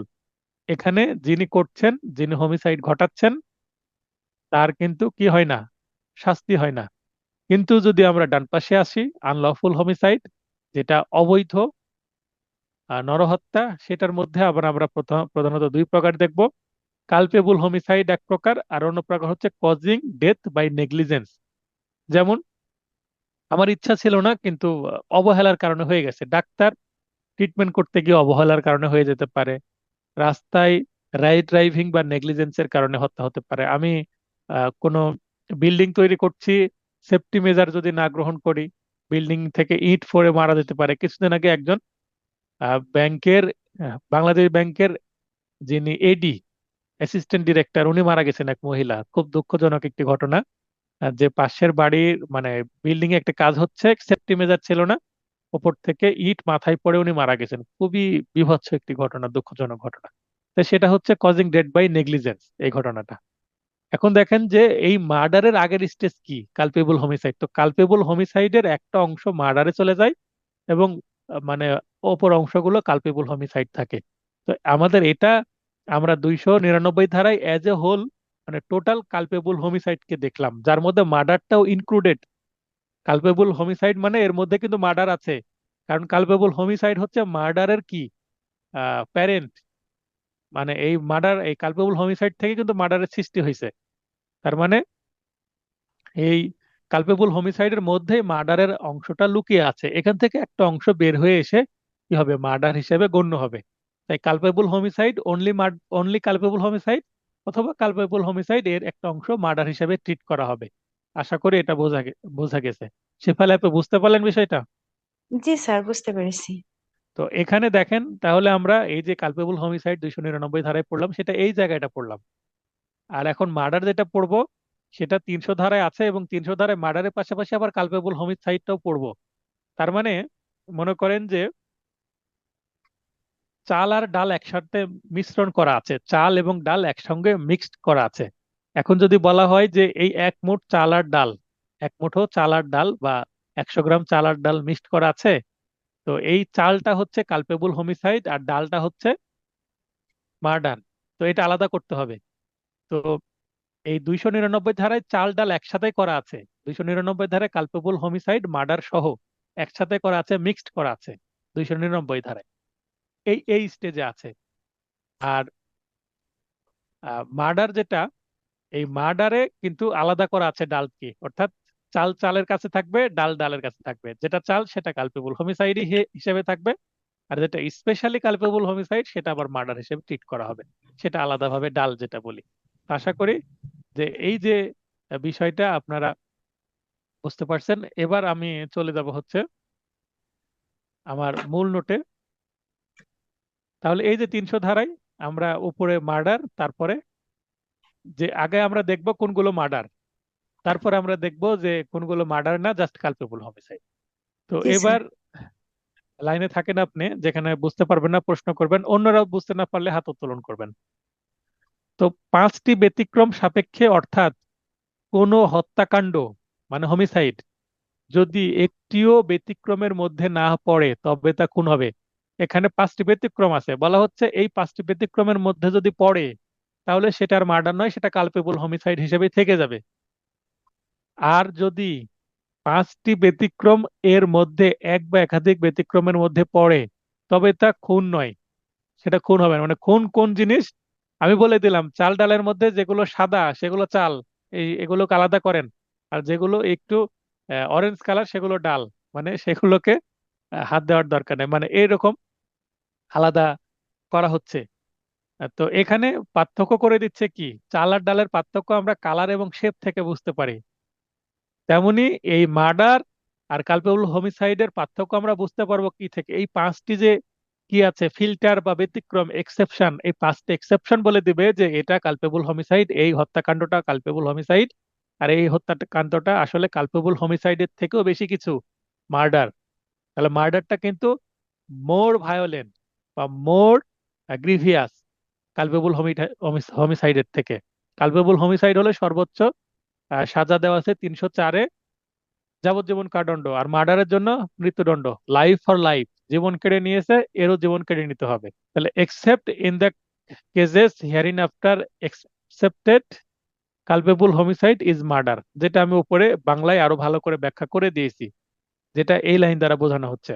অপরাধমূলক নরহত্যা যখন খুন হিসেবে গণ্য, when culpable homicide is murder। 1 নম্বর পয়েন্টে এখন মার্ডার কোনগুলো সেগুলো আমরা খুঁজে বের করি, কোনগুলো ডাল সেগুলো আলাদা করি। খুনের উপাদান মূলত চারটি। এখন খুন হওয়ার জন্য আবার খুনের চারটি উপাদান স্পেসিক্যালি চেনার জন্য, খুন চেনার জন্য আমাকে কি করছে, চারটি উপাদান দিচ্ছে। যেমন ডাল চেনার জন্য আমি বলতে পারি যে ডাল হচ্ছে শেপ হবে রাউন্ড, কালার অরেঞ্জ, আপনাকে বলে দেওয়া হলো মসুর ডালের কথা বলছি। তো এখানে মার্ডার চেনার জন্য আবার চারটি কি আছে, মার্ডারের চেহারা চেনার জন্য চারটি উপাদান আছে। কি কি? প্রথমত, মৃত্যু ঘটানোর অভিপ্রায়, ইন্টেনশন নিয়ে হত্যা, ইন্টেনশন থাকতে হবে। কালপেবল হোমিসাইডের মধ্যেও ইন্টেনশন ছিল, এখানেও ইন্টেনশন আছে। দ্বিতীয়ত, মৃত্যু ঘটতে পারে এমন বিষয় জেনে, মানে নলেজ থাকবে, হত্যা করবে, এটা কিন্তু সেখানেও ছিল, 399-এও নলেজ ছিল। তৃতীয়ত, এমন শারীরিক আঘাত, ইনজুরি, যা প্রকৃতির স্বাভাবিক নিয়মে মৃত্যু ঘটবে, এটাও কিন্তু কালপেবল হোমিসাইডের মধ্যেও ছিল, এখানেও আছে। তাহলে কালপেবল হোমিসাইডের তিনটা যে চেহারা, সেটা কিন্তু মার্ডারের চেহারার সাথেও মিল আছে, তিনটা। কিন্তু 4 নম্বরটা এবার দেখেন, চতুর্থত, আসন্ন বিপজ্জনক কার্যের, অর্থাৎ ইমিনেন্টলি ডেঞ্জারাস অ্যাক্ট এর মাধ্যমে হত্যা, যে ক্ষেত্রে মৃত্যু ঘটানোর অভিপ্রায় অপরিহার্য নয়। অর্থাৎ আমার মৃত্যু ঘটানোর কোনো ইচ্ছা নাই, এই কাজটি করলে আরেকজন মরে যেতে পারে এই নলেজও নাই, বা এই আঘাতে একজন স্বাভাবিক মানুষ মরে যেতে পারে এটাও আমি কোনো কিছু চিন্তা না করে মেরে দিয়েছি, এবং এমন কাজ করলাম যে আরেকজন মরে গেল। এখন আমার হাতে একটা কি আছে, পিস্তল আছে বা বন্দুক আছে। এই পিস্তল বা বন্দুক দিয়ে যদি কাউকে আমি গুলি করি এবং তার মাথায় যদি আমি পিস্তল থেকে গুলি করি, তাহলে কি সে বাঁচবে? মগজে যদি গুলি লাগে, ব্রেনে গুলি লাগে, তাহলে তো সঙ্গে সঙ্গে মানুষ স্পট ডেথ হয়ে যাবে। তাহলে এত বড় একটা ঘটনা আমি ঘটাচ্ছি, সেটা একটা ডেঞ্জারাস অ্যাক্ট। বা কারো যদি ভাইটাল অর্গানে আঘাতপ্রাপ্ত করি আমি, বা কাউকে যদি শ্বাসরোধ করি আমি, কাউকে ফাঁসি দিয়ে দিই, তো এই ধরনের কাজগুলো যদি করি সেটা যে ইনস্ট্যান্ট একটা ডেঞ্জারাস কাজ। তো এই কাজগুলো মানুষের মৃত্যু ঘটনাটা কি, মানে স্বাভাবিক যে মৃত্যু ঘটবেই এই কাজগুলো করলে, এটা সন্দেহই থাকবে না যে মৃত্যু ঘটবে না। তো এইটা করার জন্য আমার অভিপ্রায় থাকলে হবে না, আমি কাজটা করেছি এটাই যথেষ্ট মার্ডার হওয়ার জন্য। এই চারটি উপাদান যদি থাকে, তাহলে সেটা অবশ্যই কি হবে, মার্ডার হবে। এবার মার্ডারের যে উদাহরণগুলো আছে সেগুলো বইয়ে আছে, ডিটেলে আমি সংক্ষিপ্তভাবে তুলে দিয়েছি, এবং এগুলো আবার আমি এমসিকিউ এর মধ্যেও রেখেছি। এখন বলতে পারেন এই উদাহরণগুলো স্যার ইংরেজি কেন দেননি? এই যে 300 সেকশন এমনি জটিল, আমি এখানে যদি ইংরেজি দিয়ে দিই, দিয়ে এই সেকশনটা আরো বড় করে ফেলে, অনেকে ভয়ে পড়বে না, এত পড়া এত বড়, ভয় লাগবে। ভয় কাটানোর জন্য আমি এখানে খুব সংক্ষিপ্তভাবে চারটি উদাহরণ দিয়েছি, এবং উদাহরণ যেটা দিয়েছি জাস্ট উদাহরণের মূল বক্তব্য তুলে দিয়েছি আপনার বুঝতে সুবিধার জন্য। ইংরেজিটা বা আপনার পুরো বাংলাটা পড়তে হলে মূল বইটা দয়া করে একটু দেখবেন, এই ধারার অনুরোধ করছি, তাহলে আরো ক্লিয়ার হবেন। অথবা আমার এমসিকিউ অংশে এই হুবহু বড় উদাহরণগুলো আছেই, এবং আপনাদের ক্লাস টেস্টের মাধ্যমে উদাহরণগুলো দিয়ে আমি আবার টেস্ট করব, অতএব প্রবলেম হবে না। হত্যা করার উদ্দেশ্যে, অর্থাৎ অভিপ্রায় নিয়ে গুলি করে হত্যা, খুন। মৃত্যু ঘটতে পারে এমন বিষয় জেনে কোনো অসুস্থ ব্যক্তিকে আঘাত করে হত্যা, সেটাও খুন। তবে অসুস্থতার বিষয় না জেনে আঘাত করে হত্যা খুন নয়। মানে একটা মানুষ, তার হার্টে রিং বসানো আছে, তার হার্টে যদি একটা ঘুষি মারা হয় সে মারা যাবে। তো আমি জানি যে তার হার্টে একটা রিং বসানো আছে, তাকে মারার আমার উদ্দেশ্য আছে, তাহলে তার বুকে একটু আঘাত করলাম হালকা করে, তাহলে সে মারা গেল। আর আমি জানতাম না তার কি হার্টে কি রিং বসানো আছে বা হার্টে সমস্যা আছে, বা যে সে দুর্বল রোগী, এটা না জেনে আঘাত করলাম, এই আঘাতে মারা গেল। তো জানা না থাকলে সেটা কালপেবল হোমিসাইড হবে, মার্ডার হবে না। তাহলে এখানে যেহেতু খুন নয় বলছে, অসুস্থ ছিল সেটা না জেনে করলে খুন নয়, কিন্তু কালপেবল হোমিসাইড হবে। উদ্দেশ্যমূলকভাবে তরবারি বা লাঠি দ্বারা আঘাত করে খুন, অবশ্যই খুন হবে। কারণ তরবারি দিয়ে কাউকে মেরে যদি আমি কেটে ফেলি ধারালো অস্ত্র দিয়ে, তাহলে সেটা খুন হবেই। কোনো অজুহাত ছাড়াই জনতার উপর গোলাবর্ষণ করে হত্যা, সেটা খুন হবে। জনগণ বরাবর আমি গুলি করছি, গোলাবর্ষণ করছি, মানুষ মারা যাচ্ছে, তাহলে সেটা অবশ্যই কি হবে, খুন হবে। এখানে যদি আবার বলে যে ঊর্ধ্বতন কর্মকর্তার নির্দেশে, তাহলে তো সেটা আবার এক্সেপশনের মধ্যে পড়ে যাবে। আবার তরবারি দিয়ে আঘাত করছি, যদি অপর পক্ষের কনসেন্ট থাকে যে এটা একটা খেলা ক্রীড়া, তাহলে সেটা জেনারেল এক্সেপশনস এর মধ্যে পড়ে যাবে, খুন আর হবে না। তো আবার খ নম্বর যে অসুস্থ ব্যক্তি চিকিৎসা করতে গিয়ে ডাক্তারের হাতে মারা গেল, সেটা জেনারেল এক্সেপশনস হয়ে যাবে, সেটা আর খুন হবে না। তাহলে এখানে দেখেন, মার্ডার, কালপেবল হোমিসাইড এবং জেনারেল এক্সেপশনস, এগুলো কিন্তু এই যে 100 ধারা 103 ধারা এগুলো নলেজে রাখতে হবে। এবং জেনারেল এক্সেপশনস এর অন্যগুলো যে সেকশনগুলো আছে সেগুলো নলেজে রেখে এই সেকশনগুলো পড়তে হবে, কারণ রিলেটেড, যেটা আমি একটু আগে চার্টে বোঝালাম, ইংলিশ যেটা ছিল। তাহলে মার্ডারের আমরা 4টা উপাদান দেখলাম, 4টা উদাহরণ দেখলাম। হ্যাঁ, এবার আমরা, বলেন। এখানে একটা কথা হচ্ছে, মানে নিন্দনীয় নরহত্যার যে 5টা ব্যতিক্রম, ওখানে হচ্ছে ডিরেক্ট ইন্টেনশন ছিল না, অথবা মানে ভিকটিমের অপরাধ ছিল। এই জিনিসটা হচ্ছে বেশি যে নিন্দনীয় নরহত্যা হতে হলে ওখানে ভিকটিমেরও কিছু অপরাধ থাকবে। সেটা আসছি, এখনই আসছি। এটা আলোচনা করার পর কনফিউশন থাকলে বলেন, ঠিক আছে? জি স্যার। আচ্ছা, তাহলে আমরা এতক্ষণ দেখলাম কোনগুলো মার্ডার। এবার যেগুলো বেঁচে থাকলো, পড়ে থাকলো, সেগুলো কি কালপেবল হোমিসাইড, অথবা এক্সেপশন হবে বা জাস্টিফিবল হবে, জেনারেল এক্সেপশনস এর মধ্যে পড়বে, অথবা কালপেবল হোমিসাইড হিসেবে থাকবে, বা প্রাইভেট ডিফেন্সের মধ্যে যাবে। প্রাইভেট ডিফেন্সও জেনারেল এক্সেপশনস বটে। তো এখানে আমরা কালপেবল হোমিসাইড চেনার জন্য, মানে যেটা মার্ডার নয়, নট মার্ডার, অপরাধমূলক নরহত্যা যখন খুন হিসেবে গণ্য নয়, when culpable homicide is not murder, এটা চেনার জন্য আবার আমার 5টা ব্যতিক্রম আছে। কোনো হত্যাকাণ্ড যদি 5টি ব্যতিক্রমের মধ্যে এক বা একাধিক ব্যতিক্রমের মধ্যে পড়ে, তবে তা খুন নয়। তাহলে যদি খুন না হয়, তাহলে শুধুমাত্র সেটা কালপেবল হোমিসাইড হিসেবে থেকে গেল। মনে করেন যে এসএসসি পরীক্ষা দিল, পাশ করলো, সে ম্যাট্রিক পাস। আমরা আগে বলতাম এসএসসি পাস বা ম্যাট্রিক পাস। আর যে পাশ করলো না, সে কি হবে, আন্ডার ম্যাট্রিক, মানে ম্যাট্রিক পাস করেনি। তখন মানুষ বলে কি, ম্যাট্রিক পাস না আন্ডার ম্যাট্রিক, মানে সে এখনো ম্যাট্রিক পাস করেনি। তো যেটা, এই যে 5টা ব্যতিক্রমের যে শর্ত সেটা পূরণ করতে পারবে, সেটা কালপেবল হোমিসাইডই থাকবে। আর যে পারবে না, সে মার্ডার হিসেবে গণ্য হবে। মানে এই যে 5টি ব্যতিক্রম পাস করতে পারবে যেগুলো, সেগুলো: ব্যতিক্রম 1, গুরুতর ও আকস্মিক উত্তেজনা, ইংরেজি হচ্ছে গ্র্যাভ অ্যান্ড সাডেন প্রভোকেশন, ইংলিশটা মনে রাখতে হবে, ইংলিশ দিয়ে প্রশ্ন চলে আসতে পারে। এর ফলে উত্তেজনা প্রদানকারীকে বা ভুলক্রমে অন্য ব্যক্তিকে যদি হত্যা করা হয়, এখন একজন আমাকে চটে দিল, এই এই রিলেটেড উদাহরণ একটা আছে। এ বি কর্তৃক গুরুতর ও আকস্মিক উত্তেজনা বশত বি এর শিশুকে হত্যা করে, এটি কিন্তু খুন হবে। কেননা উত্তেজনাটি শিশুটি কর্তৃক দেওয়া হয়নি, কিংবা হত্যাটি ভুল বা দুর্ঘটনা বশত হয়নি।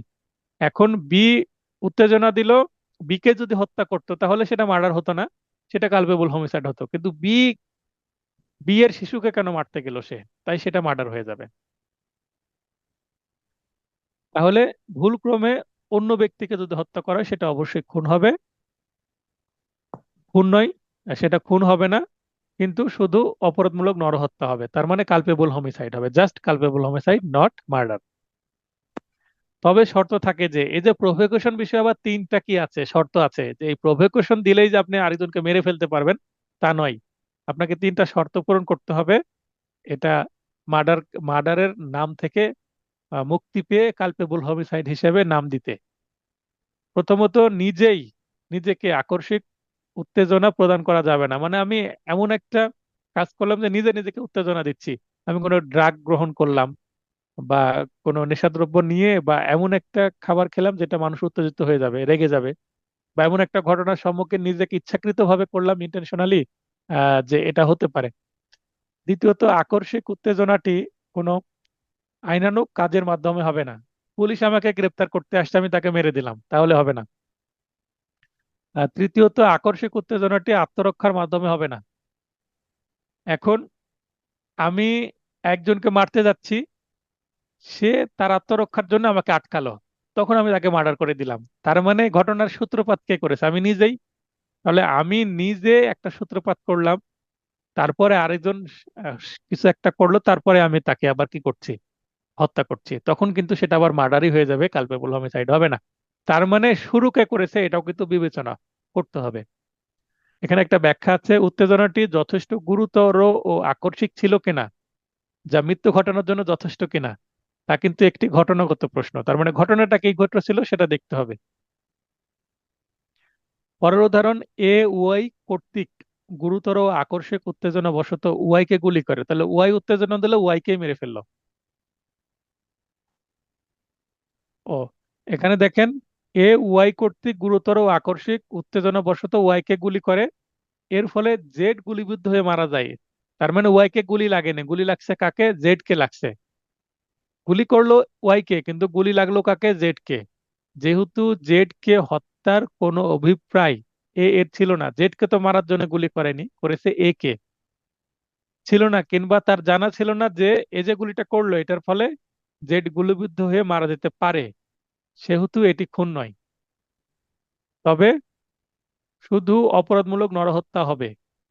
উপরে শিশুকে কিন্তু ইচ্ছাকৃতভাবে খুন করেছে, কারণ সে তার ওপর প্রতিশোধ নিতে তার শিশুকে খুন করলো, তাই এটা খুনই হবে, কারণ শিশু তো কোনো দোষ করেনি। কিন্তু এখানে ভুলবশত আরেকজনকে লেগে গেছে গুলিটা, তাই এখানে কালপেবল হোমিসাইড হবে, মার্ডার হবে না। এখানে জেড এর দুর্ভাগ্য যে ঘটনার সময় সে আশেপাশে ছিল। গ, জেড আইনানুগ উপায়ে এ কে গ্রেপ্তার করার উদ্দেশ্যে গ্রেপ্তার করার ফলে, এখানে তাহলে এ আইনানুগ উপায়ে মানে জেড হচ্ছে একজন পুলিশ কর্মকর্তা মেবি, তিনি এ কে গ্রেপ্তার করতে গেছে এবং গ্রেপ্তার করার ফলে জেড আইনানুগ উপায়ে এ কে গ্রেপ্তার করার ফলে উত্তেজিত হয়ে সে জেড কে হত্যা করে। তার মানে জেড এ কে গ্রেপ্তার করতে আসছে, মনে করেন পুলিশ গ্রেপ্তার করতে আসছে, সে তো ওয়ারেন্ট নিয়ে গ্রেপ্তার করতে করতে আসছে, বা ওয়ারেন্ট ছাড়াও করতে পারে, কিন্তু পুলিশকে তো আর উল্টো হত্যা করা যায় না, কারণ সেটা আইনানুগ কাজ। এটি খুন হবে, কেননা উত্তেজনাটি আইনানুগ কাজের মাধ্যমে প্রদত্ত হয়েছে, কারণ যার গ্রেপ্তার করার কথা সেই গ্রেপ্তার করছে, কারণ গ্রেপ্তার করতে আসছে, তাকে তো আর উত্তেজিত হয়ে আমাকে কেন গ্রেপ্তার করছে এই অজুহাতে তাকে খুন করা যাবে না। তাহলে সেটা কিন্তু খুনই হয়ে যাবে, কালপেবল হোমিসাইড নয়। তার মানে এখানে এক নম্বর যে গ্র্যাভ অ্যান্ড সাডেন প্রভোকেশন, গুরুতর আকর্ষক উত্তেজনা, এইটার যে তিনটা শর্ত, এই তিনটা শর্তের মধ্যে পড়লে এই ব্যতিক্রমের মধ্যে পড়বে। আর এই তিনটা শর্তের মধ্যে যদি না পড়ে তাহলে এই ব্যতিক্রমের সুযোগ নেওয়া যাবে না, তখন সেটা খুন হিসাবে গণ্য হবে। ক, একজন সাক্ষী হিসেবে ম্যাজিস্ট্রেট খ এর সামনে উপস্থিত হয়। খ বলেন যে তিনি ক এর সাক্ষ্যের এক শব্দও বিশ্বাস করেন না এবং ক মিথ্যা শপথ করেছে। এসব কথায় ক আকস্মিক ক্রোধে উদ্দীপ্ত হয়ে খকে হত্যা করে। তার মানে আসামি ম্যাজিস্ট্রেটকে মেরে দিয়েছে, মেরে ফেলছে, এটি খুন হবে। কারণ ম্যাজিস্ট্রেট বলতেই পারে তার বিচার কার্য করার সময় যে আসামি সত্য না মিথ্যা বলছে, তাই বলে ম্যাজিস্ট্রেটকে মেরে ফেলতে হবে? তাহলে সেটা অবশ্যই খুন হবে, বড় অপরাধ। ক খ এর নাক ধরে টানার চেষ্টা করছে। তাহলে ক ক নামে ব্যক্তিটি প্রথমে কিন্তু খ এর নাক টানার চেষ্টা করেছে। তার মানে প্রথমে শুরু করলো কে কাজটি? ক শুরু করলো। ক কে উক্ত কার্য হতে বিরত রাখার জন্য খ আত্মরক্ষার অধিকার প্রয়োগ করে ক কে পাকড়াও বা আটক করে। তার মানে ক নাক ধরার চেষ্টা করছে, খ তাকে আটকানোর চেষ্টা করছে। তাহলে এখানে যদি বলি দোষ কার, ক এরই দোষ। ক কেন নাক ধরতে গেল? এর ফলে ক আকস্মিক ক্রোধে উদ্দীপ্ত হয়ে খ কে হত্যা করে, এটি খুন হবে, কেননা আকস্মিক উত্তেজনাটি আত্মরক্ষার মাধ্যমে দেওয়া হয়েছে। এখানে যে শর্ত আছে, আকস্মিক উত্তেজনাটি আত্মরক্ষার মাধ্যমে হবে না, যদি হয় তাহলে এই ব্যতিক্রমের মধ্যে পড়বে না। এই উদাহরণ সেই ব্যতিক্রমকে টার্গেট করে কিন্তু তৈরি করা হয়েছে তৃতীয় শর্তকে। তার মানে আমরা এখানে দেখছি কোনটা খুন এবং কোনটা খুন নয়, বা কালপেবল হোমিসাইড, সেটা কিন্তু এই উদাহরণগুলোতে বলা আছে। জেড বি কে আঘাত করলো, ফলে বি ক্রোধে উদ্যুক্ত হয়ে পড়লো। আগন্তুক এ, অন্য একজন ব্যক্তি এ উক্ত ক্রোধের সুবিধা নিয়ে জেড কে হত্যার উদ্দেশ্যে বি এর হাতে একটি ছোরা দিয়ে তাকে সহায়তা করলো। এখন বি এবং জেড এর মধ্যে ঝামেলা হয়েছে, তো তারা হয়তো বা একটু হাতাহাতি করে কি হয়ে যেত, ছোটখাটো একটা মারামারির ফলে হোক আর একটা আঘাত এর মাধ্যমে হয়তো বা সামান্য তার আঘাতপ্রাপ্ত হতো। কিন্তু এ এসে কি করলো, আহ, তার উদ্দেশ্য খারাপ, বিয়ের হাতে একটা ছোরা বা চাকু দিয়ে দিল। ছোরাটি বি ছোরাটি দিয়ে বি জেড কে হত্যা করলো। এক্ষেত্রে যদিও দুইজনেই জেড কে হত্যায় অংশগ্রহণ করলো, তবুও তারা ভিন্ন দুইটি অপরাধের জন্য দায়ী হবে। বি দণ্ডনীয় নরহত্যা, বি যদিও ছোরাটি প্রবেশ করালো জেডের শরীরে, কিন্তু তার তো ইন্টেনশন ছিল না, কিংবা তার প্রস্তুতি ছিল না, ছোরাটা তার কাছে ছিল না, এ দিয়ে দিয়েছে, তাহলে মানে এর উদ্দেশ্য খারাপ, তাই এ খুনের দায়ে দোষী হবে। এই সেম উদাহরণ কিন্তু আছে 38 ধারার উদাহরণের মধ্যে। 38 ধারায় বলছে একই কাজ, 34 নামে 38, অর্থাৎ দুইজনের অপরাধ ভিন্ন ভিন্ন হবে, একজনের দণ্ডনীয় নরহত্যা আর একজনের খুন। এটা 38-এর সাথে মিল আছে, তাই আমি এখানে 38 কথাটা, ধারাটা উল্লেখ করে দিয়েছি, যেন আপনারা রিলেট করতে পারেন এবং এটা কানেকশন তৈরি করতে পারেন, বুঝতে সুবিধা হবে তাহলে। ব্যতিক্রম 2, দেহ ও সম্পত্তি রক্ষার অধিকার প্রয়োগের সীমা অতিক্রম করে, exceeding the right of private defence, সরল বিশ্বাসে হত্যা যদি করা হয়। তার মানে আমি প্রাইভেট ডিফেন্স ব্যবহার করছি ঠিকই, কিন্তু আমি সীমা অতিক্রম করছি, আবার সরল বিশ্বাস আছে। তো সরল বিশ্বাস থাকার কারণে সেটা খুন নয়, কিন্তু যেহেতু আমার প্রাইভেট ডিফেন্সের সীমা লঙ্ঘন করেছি, তাই সেটা কালপেবল হোমিসাইড হয়ে যাবে। তার মানে আমার সাজা হবে, প্রাইভেট ডিফেন্সের ফুল সুবিধা আমি পাবো না, আমি পূর্ণ সুবিধা পাবো না প্রাইভেট ডিফেন্সের, কিন্তু কিছুটা সুবিধা পাওয়া যাচ্ছে বলে সেটা খুন থেকে কনভার্ট হয়ে কালপেবল হোমিসাইডে থেকে যাচ্ছে। ব্যতিক্রম 3, সরকারি কর্মচারী বা তার সাহায্যকারী হিসেবে ক্ষমতার সীমা অতিক্রম করে হত্যা খুন নয়, কিন্তু শুধু কালপেবল হোমিসাইড হবে। আমরা দেখি পুলিশ কি করে, বন্দুকযুদ্ধ করে, এনকাউন্টার, ক্রস ফায়ার, এই ধরনের নাম শুনি। তো এই ব্যতিক্রম 3 হচ্ছে এগুলো। পুলিশ যদি ক্রস ফায়ার করে বা এনকাউন্টার করে এবং সেটা যদি তার ক্ষমতার সীমা অতিক্রম করে করা হয়, তাহলে পুলিশেরও কি হবে, অপরাধ হবে, সেটা যদিও খুন নয় কিন্তু কালপেবল হোমিসাইড হবে। ব্যতিক্রম 4, আকস্মিক কলহ, বিবাদ বা ঝগড়া, সাডেন কোয়ারেল, এর ফলে ক্রোধে পূর্ব পরিকল্পনা ছাড়া যদি কেউ হত্যা করে, তাহলে সেটা খুন নয়, তবে কালপেবল হোমিসাইড হবে শুধু। পঞ্চম এবং শেষ ব্যতিক্রম, সম্মতি সম্মতিক্রমে মৃত্যু, ডেথ উইথ কনসেন্ট, মানে একজন বলল আমাকে মারো,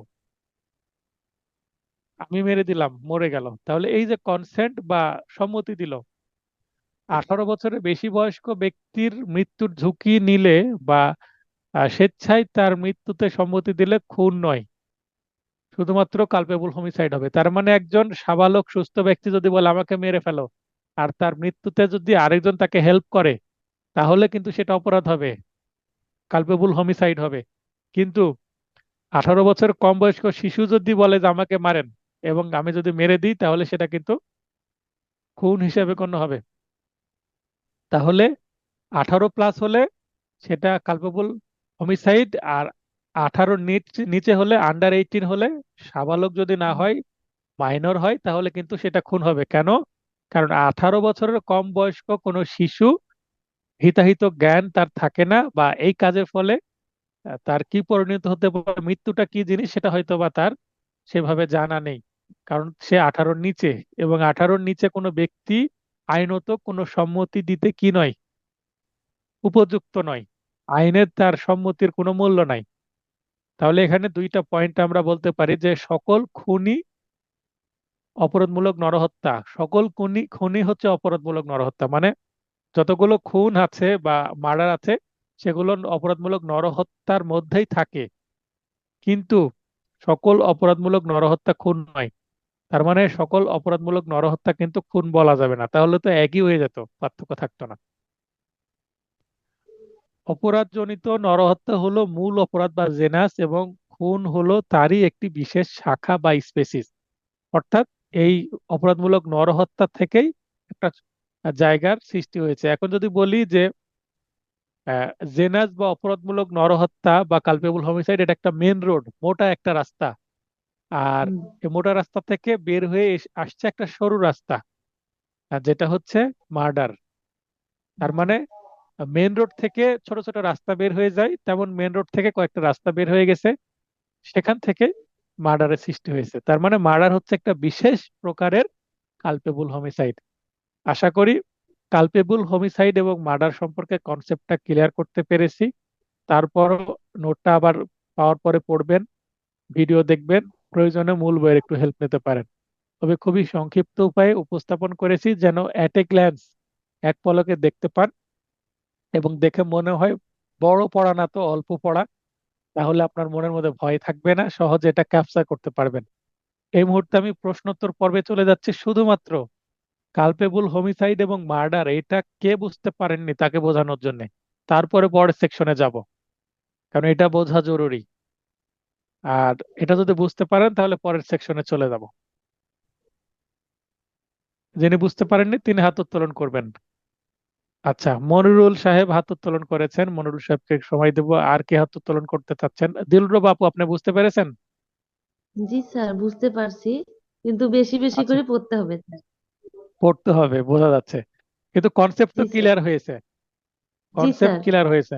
আচ্ছা, তার মানে ওই, আবার যদি বলি যে কালপেবল হোমিসাইড মার্ডার এরা একই বংশের লোক। কালপেবল হোমিসাইড হচ্ছে বড় বংশ, মানে বড়, আর মার্ডার হচ্ছে তার একটা ছোট অংশ, তারই সন্তান, এরকম। এভাবে একটু মাথায় মনে রাখার চেষ্টা করবেন।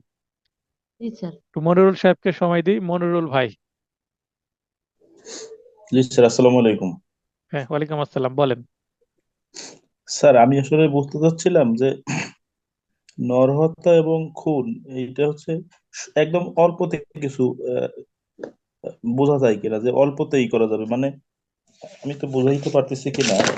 এখানে তো এই যে খুনের উপাদান চারটি, হুম। কিছু ব্যতিক্রম সহ, মানে এট এ গ্লান্স দেখে যদি এরকম কি বোঝার কোনো আছে কিনা যে আসলে এটা এইটা নরহত্যা আর এটা খুন। আপনি যদি কমন সেন্স খাটান, তো একটা ঘটনাকে জাজ করবেন যে এই ব্যক্তি, একে কি ফাঁসি দেওয়া উচিত। আপনার মনের মধ্যে যদি মনে হয় যে না, এ তো ইচ্ছা করে এই লোকটাকে মেরে ফেলছে, না এর ফাঁসি দেওয়া উচিত, তাহলে ধরে নেবেন সেটা খুন। আর যেটা মনে হয় না, এই খুন হয়েছে কোনো ভুল, কারো ভুল ক্রমে খুন হয়তো বা হয়ে গেছে, ঘটনাক্রমে হয়ে গেছে, একে ফাঁসি দেওয়া উচিত না, হয়তো বা যাবজ্জীবন কারাদণ্ড বা 10 বছর অল্প সাজা হওয়া উচিত, এটা আপনার মন বলবে। একটা ঘটনা দেখে আপনার মন বলবে যে হ্যাঁ, এটা সর্বোচ্চ সাজা হওয়া উচিত, তখনই সেটা খুন হিসেবে গণ্য হবে। আর আপনি বলছেন যে এক পলকে দেখে বলা যাবে কিনা, আসলে বলা সম্ভব না। 299 এবং 300 আসলেই ডিপে যেতে হবে, খুবই সূক্ষ্ম সূক্ষ্ম কয়েকটা পয়েন্ট আছে, আপনার 4টা উপাদান এবং 5টা ব্যতিক্রম আপনাকে জানতেই হবে। না জেনে এটা পার্থক্য করা বিপদ। আমি উদাহরণ দিয়েছি, চাল এবং ডাল একসাথে আছে, যেটা আলাদা আলাদা চেনা যায়। কিন্তু আমি যদি বলি চিনি এবং লবণ মিশানো আছে, চিনি এবং লবণ মেশানো আছে, আপনি আলাদা করেন, সেটা কিন্তু সো টাফ। জি স্যার। হ্যাঁ, চোখ চোখ দেখে আপনাকে দিলাম, মনে করেন যে 20টি চিনির টুকরা, 20টি লবণের টুকরা, এবার বললাম আপনি চোখ দিয়ে দেখে আলাদা করেন, তাহলে টাফ না আলাদা করা? জি স্যার। এখন আপনার উপায়কে একটু মুখে দিয়ে দেখতে হবে যে কোনটা মিষ্টি কোনটা দেখাচ্ছে, কিন্তু যদি মিক্সড করা থাকে সেক্ষেত্রে আলাদা করা সো টাফ। তো এখানে আপনাকে কিছু মেকানিজম নিজে আপনি করে ফেলেন। আপনাকে আমি হোমওয়ার্ক দিলাম যে এটাকে আরো সহজ কিভাবে করা যায়। আমি আরেকটা বিষয় বোঝানোর জন্য দিয়েছি, সেটা একটা যে গ্রাফ দিলাম, মানে একটা ছক দিয়ে বোঝালাম, এবং এর বাইরেও আরেকটা ছক আমি দিয়েছি সেটা। এছাড়া আমার আগের ক্লাসে আমি আরেকটা পদ্ধতি করেছিলাম, সেটাও আমি শেয়ার করে দিব। একটা ওয়াটার ফিল্টার রাখিয়েছিলাম, ওয়াটার ফিল্টারে উপরে আমি পানি প্রবেশ করাচ্ছি, পানিটা হচ্ছে দূষিত পানি বা নোংরা পানি, যেটা ফিল্টার না। তো ফিল্টারের নিচে যেটা নেমে চলে আসবে বিশুদ্ধ পানি, সেটা মার্ডার। আর যেগুলো ফিল্টারের মধ্যে আটকে থাকবে, যে পানিগুলো বা যেটা ফিল্টার করা সম্ভব হচ্ছে না, সেটা কালপেবল হোমিসাইড হিসেবে থেকে যাবে। এই ধরনের একটা আমি কনসেপ্ট তৈরি করেছিলাম। তো এটা এটা অনেকের কাছে জটিলও মনে হতে পারে, কঠিন মনে হতে পারে। যেভাবে বিআর অ্যাক্টে আছে আমি সেটাকেই তুলে ধরেছি, কিন্তু আরো সহজ ভাবে। এটা আপনি কয়েকবার পড়েন, যদি বুঝতে অসুবিধা হয়। যেমন আমি প্রথমে 300 ধারার প্রথমে বললাম যে খুন বা মার্ডার, এটা তো 300 ধারার টপিক হিসেবে দিয়েছে, আসলে এটা 300 ধারার টপিক না। অ্যাকচুয়ালি 300 ধারার টপিক হওয়া উচিত culpable homicide is murder or culpable homicide is not amount to murder. তো এই দুইটাই হচ্ছে টপিক, যেটা আমি প্রথমে দিয়ে দিয়েছি, এটাতে আপনার ক্লিয়ার হয়ে যাওয়ার বিষয়টা। তো যদি আরো সংক্ষিপ্ত করতে চান, আপনি চেষ্টা করেন কোনো পদ্ধতি যদি কাজে আসে ভেবে, আমিও চেষ্টা করি আরো সহজভাবে বোঝানো যায় কিনা। তবে আপনাকে জি স্যার। ডিটেলে পড়তে হবে, কেননা উদাহরণ আপনার কিছু আসবে, তারপরে আমি হোমওয়ার্কের মাধ্যমে, হোমওয়ার্ক বলছি ক্লাস টেস্টের মাধ্যমে আপনাকে ট্রাই করব আপনি পারছেন কিনা। ঠিক আছে? জি তো স্যার। কালপেবল হোমিসাইড হলে দেখবেন যে কোনো না কোনো একটা কি থাকবে, দেখা যাচ্ছে ত্রুটি থাকবে, যেটা অ্যাবসুলেট মার্ডার না। অ্যাবসুলেট মার্ডার বলতে এর কোনো ত্রুটি না, মানে একেবারে কোল্ড ব্লাডেড মার্ডার এই টাইপের। হ্যাঁ, জি মানে স্যার। ঠান্ডা মাথার খুন, আরেকজন মানুষকে মেরে ফেলছে, তার মানে দেখে মনে হবে যে একেও ফাঁসি দিয়ে মেরে ফেলা উচিত। আপনার পড়ার সময় মনে হবে এটা ঠিক করেনি, একেও ফাঁসি জি দেওয়া স্যার। উচিত, তখনই বুঝবেন সেটা খুন। আপাতত জি স্যার। এতটুকুই। আর কোনো আপনার প্রশ্ন আছে? না স্যার, থ্যাংক ইউ। আচ্ছা, আপনার নয়েজ যদি না হয় লাইনে থাকতে পারেন। তাহলে প্রসিড করি, আমি একটু সামনের দিকে যাই। 301, এখানে অ্যাকচুয়ালি কোনো সাজা উল্লেখ করা হয়নি, তবে বলছে একজনকে খুন করতে গিয়ে অন্যজনকে যদি হত্যা করা হয় সেটার শাস্তি খুনের অনুরূপ হবে। জাস্ট এতটুকু বলে দিয়েছে, তার মানে আমি ব্র্যাকেটে দিয়েছি 302 ধারা মতে হবে। তাহলে 301 থেকে কিভাবে প্রশ্ন আসতে পারে যে একজনকে খুন করতে গিয়ে অন্যজনকে খুন করলে সেটা কত ধারার অপরাধ হবে? 301 ধারার অপরাধ হবে। সেটা শাস্তি কি হবে? খুনের অনুরূপ হবে। আপনি এটা বলতে পারেন মৃত্যুদণ্ড হতে পারে, কারণ ইনডিরেক্টলি তো 302 ধারাকে এটা ডিরেক্ট করে দিচ্ছে। ধারা 302 খুনের শাস্তি সর্বোচ্চ হচ্ছে মৃত্যুদণ্ড বা যাবজ্জীবন সশ্রম কারাদণ্ড প্লাস অর্থদণ্ড। দেখবেন প্লাস অর্থদণ্ড আছে, এগুলো লক্ষ্য করবেন। 303 যাবজ্জীবন কারাদণ্ডে দণ্ডিত ব্যক্তি কর্তৃক খুন। একবার অপরাধ করলো, একটা যাবজ্জীবন কারাদণ্ড দিয়েছে, সে আবার আরেকটা মানুষকে খুন করলো, তো যাবজ্জীবন কারাদণ্ড দিলে সে কিভাবে খুন করতে পারে? জেলখানার ভিতরে খুন করতে পারে, অথবা জেলখানা থেকে পালিয়ে বাইরে বের হয়ে এসে আবার কাউকে মার্ডার করতে পারে। তাহলে তাকে তো আর ম- তার তো যাবজ্জীবন কারাদণ্ড আছেই, তো তার উপরে কি শাস্তি আছে? মৃত্যুদণ্ড। মৃত্যুদণ্ড দিয়ে তাকে দুনিয়া থেকে বিদায় করে দিতে হবে, সে যেন অপরাধ করতে না পারে। তাহলে এটা কিন্তু একমাত্র, বা এটাকে সর্বনিম্ন বা সর্বোচ্চ, ন্যূনতম বা সর্বোচ্চ শাস্তি যেটাই বলি না কেন একটাই। বলতে পারে যে যাবজ্জীবন কারাদণ্ডে দণ্ডিত ব্যক্তি কর্তৃক খুনের সর্বনিম্ন শাস্তি কি বা ন্যূনতম শাস্তি কি, এভাবে কনফিউজ করতে পারে। তো ন্যূনতম বলি আর সর্বোচ্চ বলি আর একমাত্রই বলি, ওই মৃত্যুদণ্ড একটাই মাত্র বাকি আছে আর তার জন্য। 304 খুন নয়, এরূপ দণ্ডনীয় নরহত্যার শাস্তি কি? যাবজ্জীবন বা 10 বছর। মৃত্যু হতে পারে জেনে, কিন্তু মৃত্যু ঘটাবার উদ্দেশ্যে নয়, এরকম যদি হয় তাহলে 10 বছর, যাবজ্জীবন দেওয়া যাবে না। 304 অবহেলার ফলে মৃত্যু অর্থাৎ নেগলিজেন্স যেখানে আছে, 5 বছর। 304 বেপরোয়া ভাবে গাড়ি চালানো বা অশ্বারোহণের ফলে মৃত্যু। এর আগে আমরা দেখলাম র্যাশ ড্রাইভিং এর মাধ্যমে কি করা হচ্ছে, আপনার মানে জাস্ট র্যাশ ড্রাইভিং করছে, কিন্তু র্যাশ ড্রাইভিং এর ফলে কেউ আহত বা নিহত হচ্ছে এটা বলেনি। র্যাশ ড্রাইভিং করলেই সেটা একটা অপরাধ, কিন্তু এখানে র্যাশ ড্রাইভিং করে আরেকজনকে মেরে ফেললো, সেটা হচ্ছে 3 বছর। যদিও এটার জন্য সড়ক পরিবহন আইন আর আলাদা হয়েছে, তো এটাকে আমি রেখেছি, বাদ দিইনি। যদি চলে আসে 305, শিশু অর্থাৎ 18 বছরের কম এই ধরনের কোনো শিশুকে, কোনো মাইনরকে, অথবা কোনো উন্মাদ ইনস্যান পার্সন আত্মহত্যায় প্ররোচনা দান। তাহলে শিশুকে যদি বলে যে তুমি এই কাজটা করো, সে তো বুঝবে না এটা করলে আমি মরে যাব বা মৃত্যু কি সে বোঝে না। উন্মাদ বা পাগল ব্যক্তিও তাই। তাহলে 305 ধারায় মৃত্যুদণ্ড বা যাবজ্জীবন সশ্রম কারাদণ্ড অথবা 10 বছরের কারাদণ্ড হতে পারে। এখানে এই ডট ডট দেওয়া আছে, মানে এখানে উল্লেখ করা নেই সশ্রম না বিনাশ্রম প্লাস অর্থদণ্ড। এখানে বিআর অ্যাক্টে উল্লেখ করা নাই, তাই আমি এভাবে করে রাখছি। 306, প্রাপ্তবয়স্ক সুস্থ ব্যক্তিকে আত্মহত্যায় প্ররোচনা দিলেও 10 বছরের সাজা হবে প্লাস অর্থদণ্ড। এই 306 ধারায় অনেক মামলা হয়। যৌতুকের মামলা যখন আর করা গেল না, তার মানে যিনি ভিকটিম তিনি আত্মহত্যা করে মারাই গেছে, তখন কিন্তু এই 306 ধারায় 306 ধারায় কি হয়, মামলা হয়।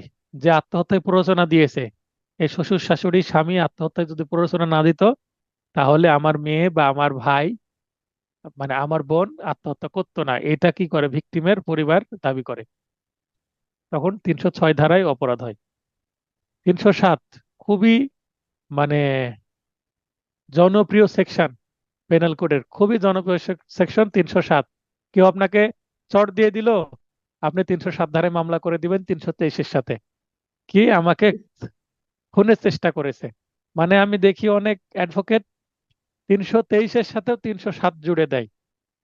কি করেছে, আমাকে গলা টিপে ধরেছে, শ্বাসরোধ করে হত্যা করার চেষ্টা করেছে, বালিশ চাপা দিয়েছে, নানান করে, কোনো মেডিকেল সার্টিফিকেট বা কোনো কিচ্ছু থাকে না, কারণ 323-এ মানে আঘাতের কোনো চিহ্নও থাকে না। খুনের প্রচেষ্টা, অ্যাটেম্প টু মার্ডার, শুনতেও কিন্তু খুব চমৎকার, অ্যাটেম্প টু মার্ডার বহুল ব্যবহৃত শব্দ। আঘাতপ্রাপ্ত না হলে, মানে খুনের চেষ্টা করলো কিন্তু আঘাতই লাগলো না, গুলি করেছিল ইওর অনার কিন্তু আমাকে গুলি লাগেনি, তাও 10 বছরের কারাদণ্ড হতে পারে যদি প্রমাণ করতে পারি ঠেকেনি আঘাতটা, আমি বাঁশ দিয়ে মাথায় আঘাত করেছিল ইওর অনার হত্যার উদ্দেশ্যে, কিন্তু আমি সরে যাওয়ার কারণে আমাকে লাগেইনি, বেঁচে গেছি, যদি লাগতো মরে যেতাম, তাও 10 বছর। আঘাতপ্রাপ্ত হলে, তার মানে গুলি করেছিল, গুলি লেগেছে, মাথায় লাগেনি, হয়তো বা হাতে লেগেছে, বা বাঁশ দিয়ে মেরেছে, মাথায় লাগে, মাথায় মেরেছে হত্যার উদ্দেশ্যে, সরে গেছে, হয়তো বা কাঁধে লেগেছে, বা হাত হাত দিয়ে আটকিয়েছে, হাতে লেগেছে, হাতের একটা আঙ্গুল ভেঙে গেছে। তো যাবজ্জীবন সশ্রম কারাদণ্ড 307 প্রমাণ করতে পারলে, অথবা 10 বছর। 3 নম্বর ক্যাটাগরি, যাবজ্জীবন কারাদণ্ডে দণ্ডিত ব্যক্তি কর্তৃক খুনের প্রচেষ্টা আঘাতপ্রাপ্ত হলে। তাহলে এই যে এর আগে আমরা দেখলাম 303-এ ওই একই ব্যক্তি এসে এখানে 303-এ খুন করে ফেললো, মানে সাকসেসফুল হয়ে গেছে মার্ডার করতে, আর এখানে সাকসেসফুল হলো না, কিন্তু ভিকটিম আঘাতপ্রাপ্ত হলো, তাহলে মৃত্যুদণ্ড দেওয়া যেতে পারে, এইভাবেই লেখা আছে, মৃত্যুদণ্ড দেওয়া যেতে পারে। এখানে দিবেই তা না, দিতেও পারে নাও দিতে পারে, পারে মানে মেয়ে আছে ইংরেজিতে। তাহলে 307-এ কিন্তু সাজা 3টা, লক্ষ্য রাখবেন। 308, দণ্ডনীয় নরহত্যার প্রচেষ্টা, অ্যাটেম্প টু কালপেবল হোমিসাইড। 304-এ কালপেবল হোমিসাইড, আর 308-এ অ্যাটেম্প টু কালপেবল হোমিসাইড। আঘাতপ্রাপ্ত হলে মানে ভিকটিমের গায়ে আঘাত লাগলে, আঘাতপ্রাপ্ত না হলে 3 বছর, আর আঘাতপ্রাপ্ত হলে 7 বছর। 308, আত্মহত্যার প্রচেষ্টা, অ্যাটেম্প টু কমিট সুইসাইড। কেউ যদি আত্মহত্যা করার চেষ্টা করে, সফল হলে মৃত ব্যক্তিকে শাস্তি দেওয়া যায় না, লাশকে আর কি শাস্তি দিবে, তবে লাশকে শাস্তি দেওয়া হয়। বলেন লাশকে কিভাবে শাস্তি দেওয়া হয়, কেউ বলতে পারেন?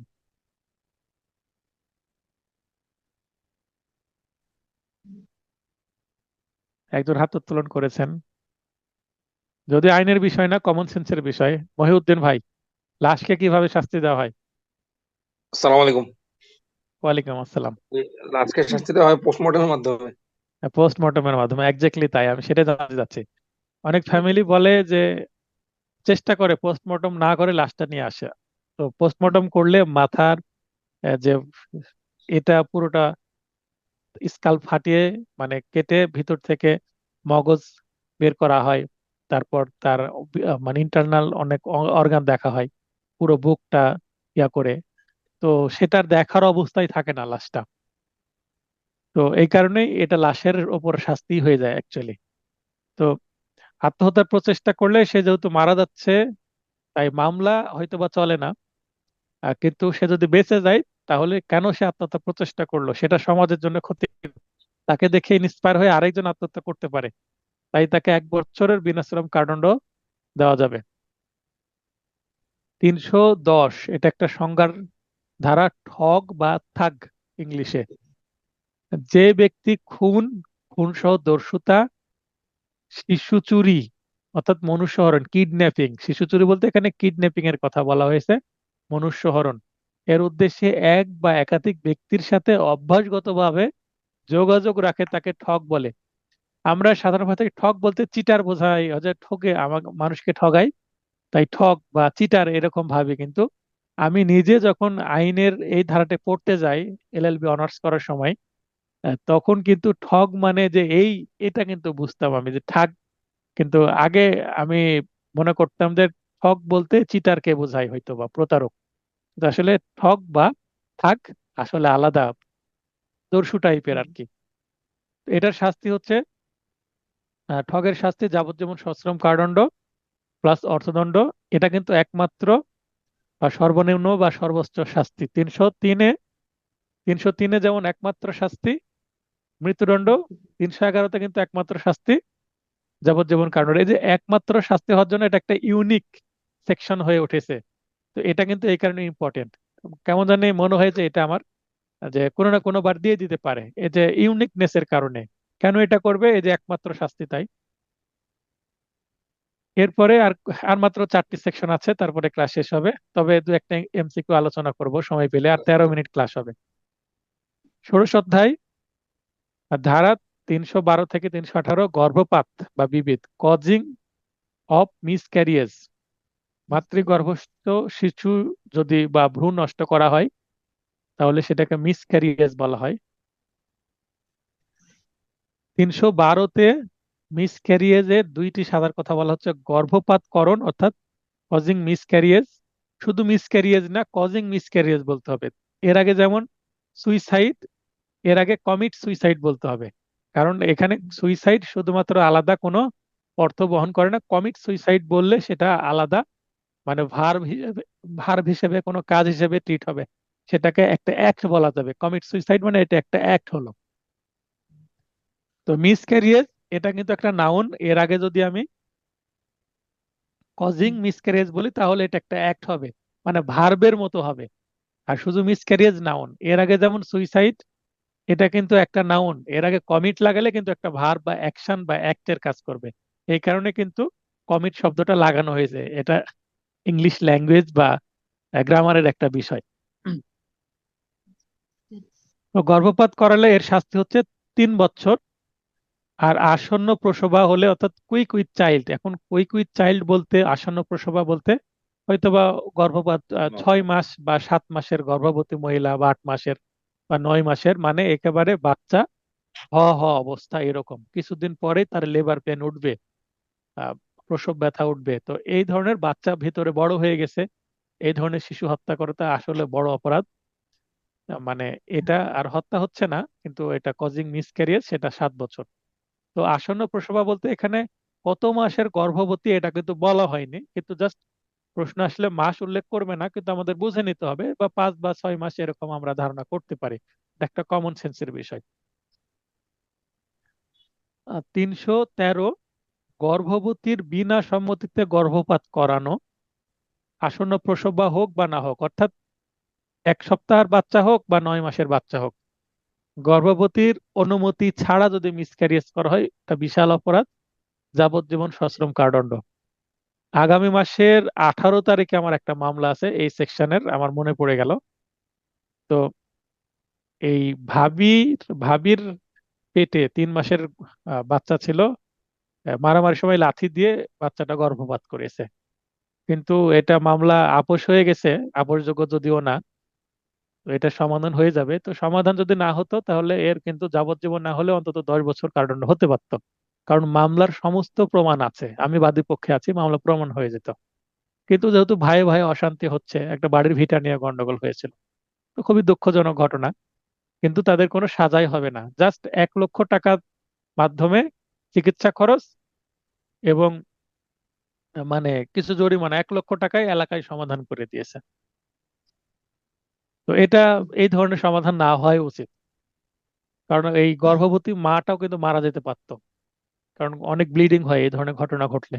খুব মারাত্মক একটা, দেখবেন যে 313, এটা কিন্তু যাবজ্জীবন না দিয়ে এটা মৃত্যুদণ্ড দেওয়াই উচিত। খুব বড় ধরনের অপরাধ এটা। 317, 12 বছরের কম বয়স্ক শিশুকে পরিত্যাগ এর শাস্তি। তাহলে 12 বছরের কম বয়স্ক একটা শিশু, তাকে যদি রাস্তায় ছেড়ে দেওয়া হয়, সে কিভাবে চলাফেরা করবে? তো হয়তো বা এই যে অপরাধের সাথে জড়িয়ে যেতে পারে, তার যে চাইল্ডহুড সেটা নষ্ট হয়ে যাবে, সেটা 7 বছর। দেখবেন যে নিজের শিশুকে বা দেখা যাচ্ছে যে মা মারা গেছে, বাবা মারা গেছে, বা ডিভোর্স হয়ে গেছে, নানা নানির কাছে থাকে বা দাদা দাদির কাছে থাকে, অনেক সময় এইভাবে এই শিশুর অবহেলার শিকার হয়, পরিত্যাগ করে। সেটা কয়েক মাসের হতে পারে, কয়েক দিনের হতে পারে, বা 12 বছরের কম হলে 7 বছর হবে তার সাজা। তার মানে শিশু, মাতৃ শিশু মানে মানব শিশুকে একটা নির্দিষ্ট বয়স পর্যন্ত কি করতে হবে? লালন পালন করতে হবে। 318, গোপনে শিশুর মৃতদেহ অপসারণ করে জন্ম গোপনের শাস্তি। একটা বাচ্চার জন্ম হলো, সে মৃত বাচ্চা হোক আর জীবিত বাচ্চা হোক, সেই বাচ্চার জন্মটাকে গোপন করা যাবে না। গোপন করলে 2 বছরের সাজা হবে। তো এখানে 4টা সেকশন রেখেছি, এখানে যদিও আরো কয়েকটি সেকশন ছিল, এগুলোই এনাফ, এগুলো পড়বেন আশা করি।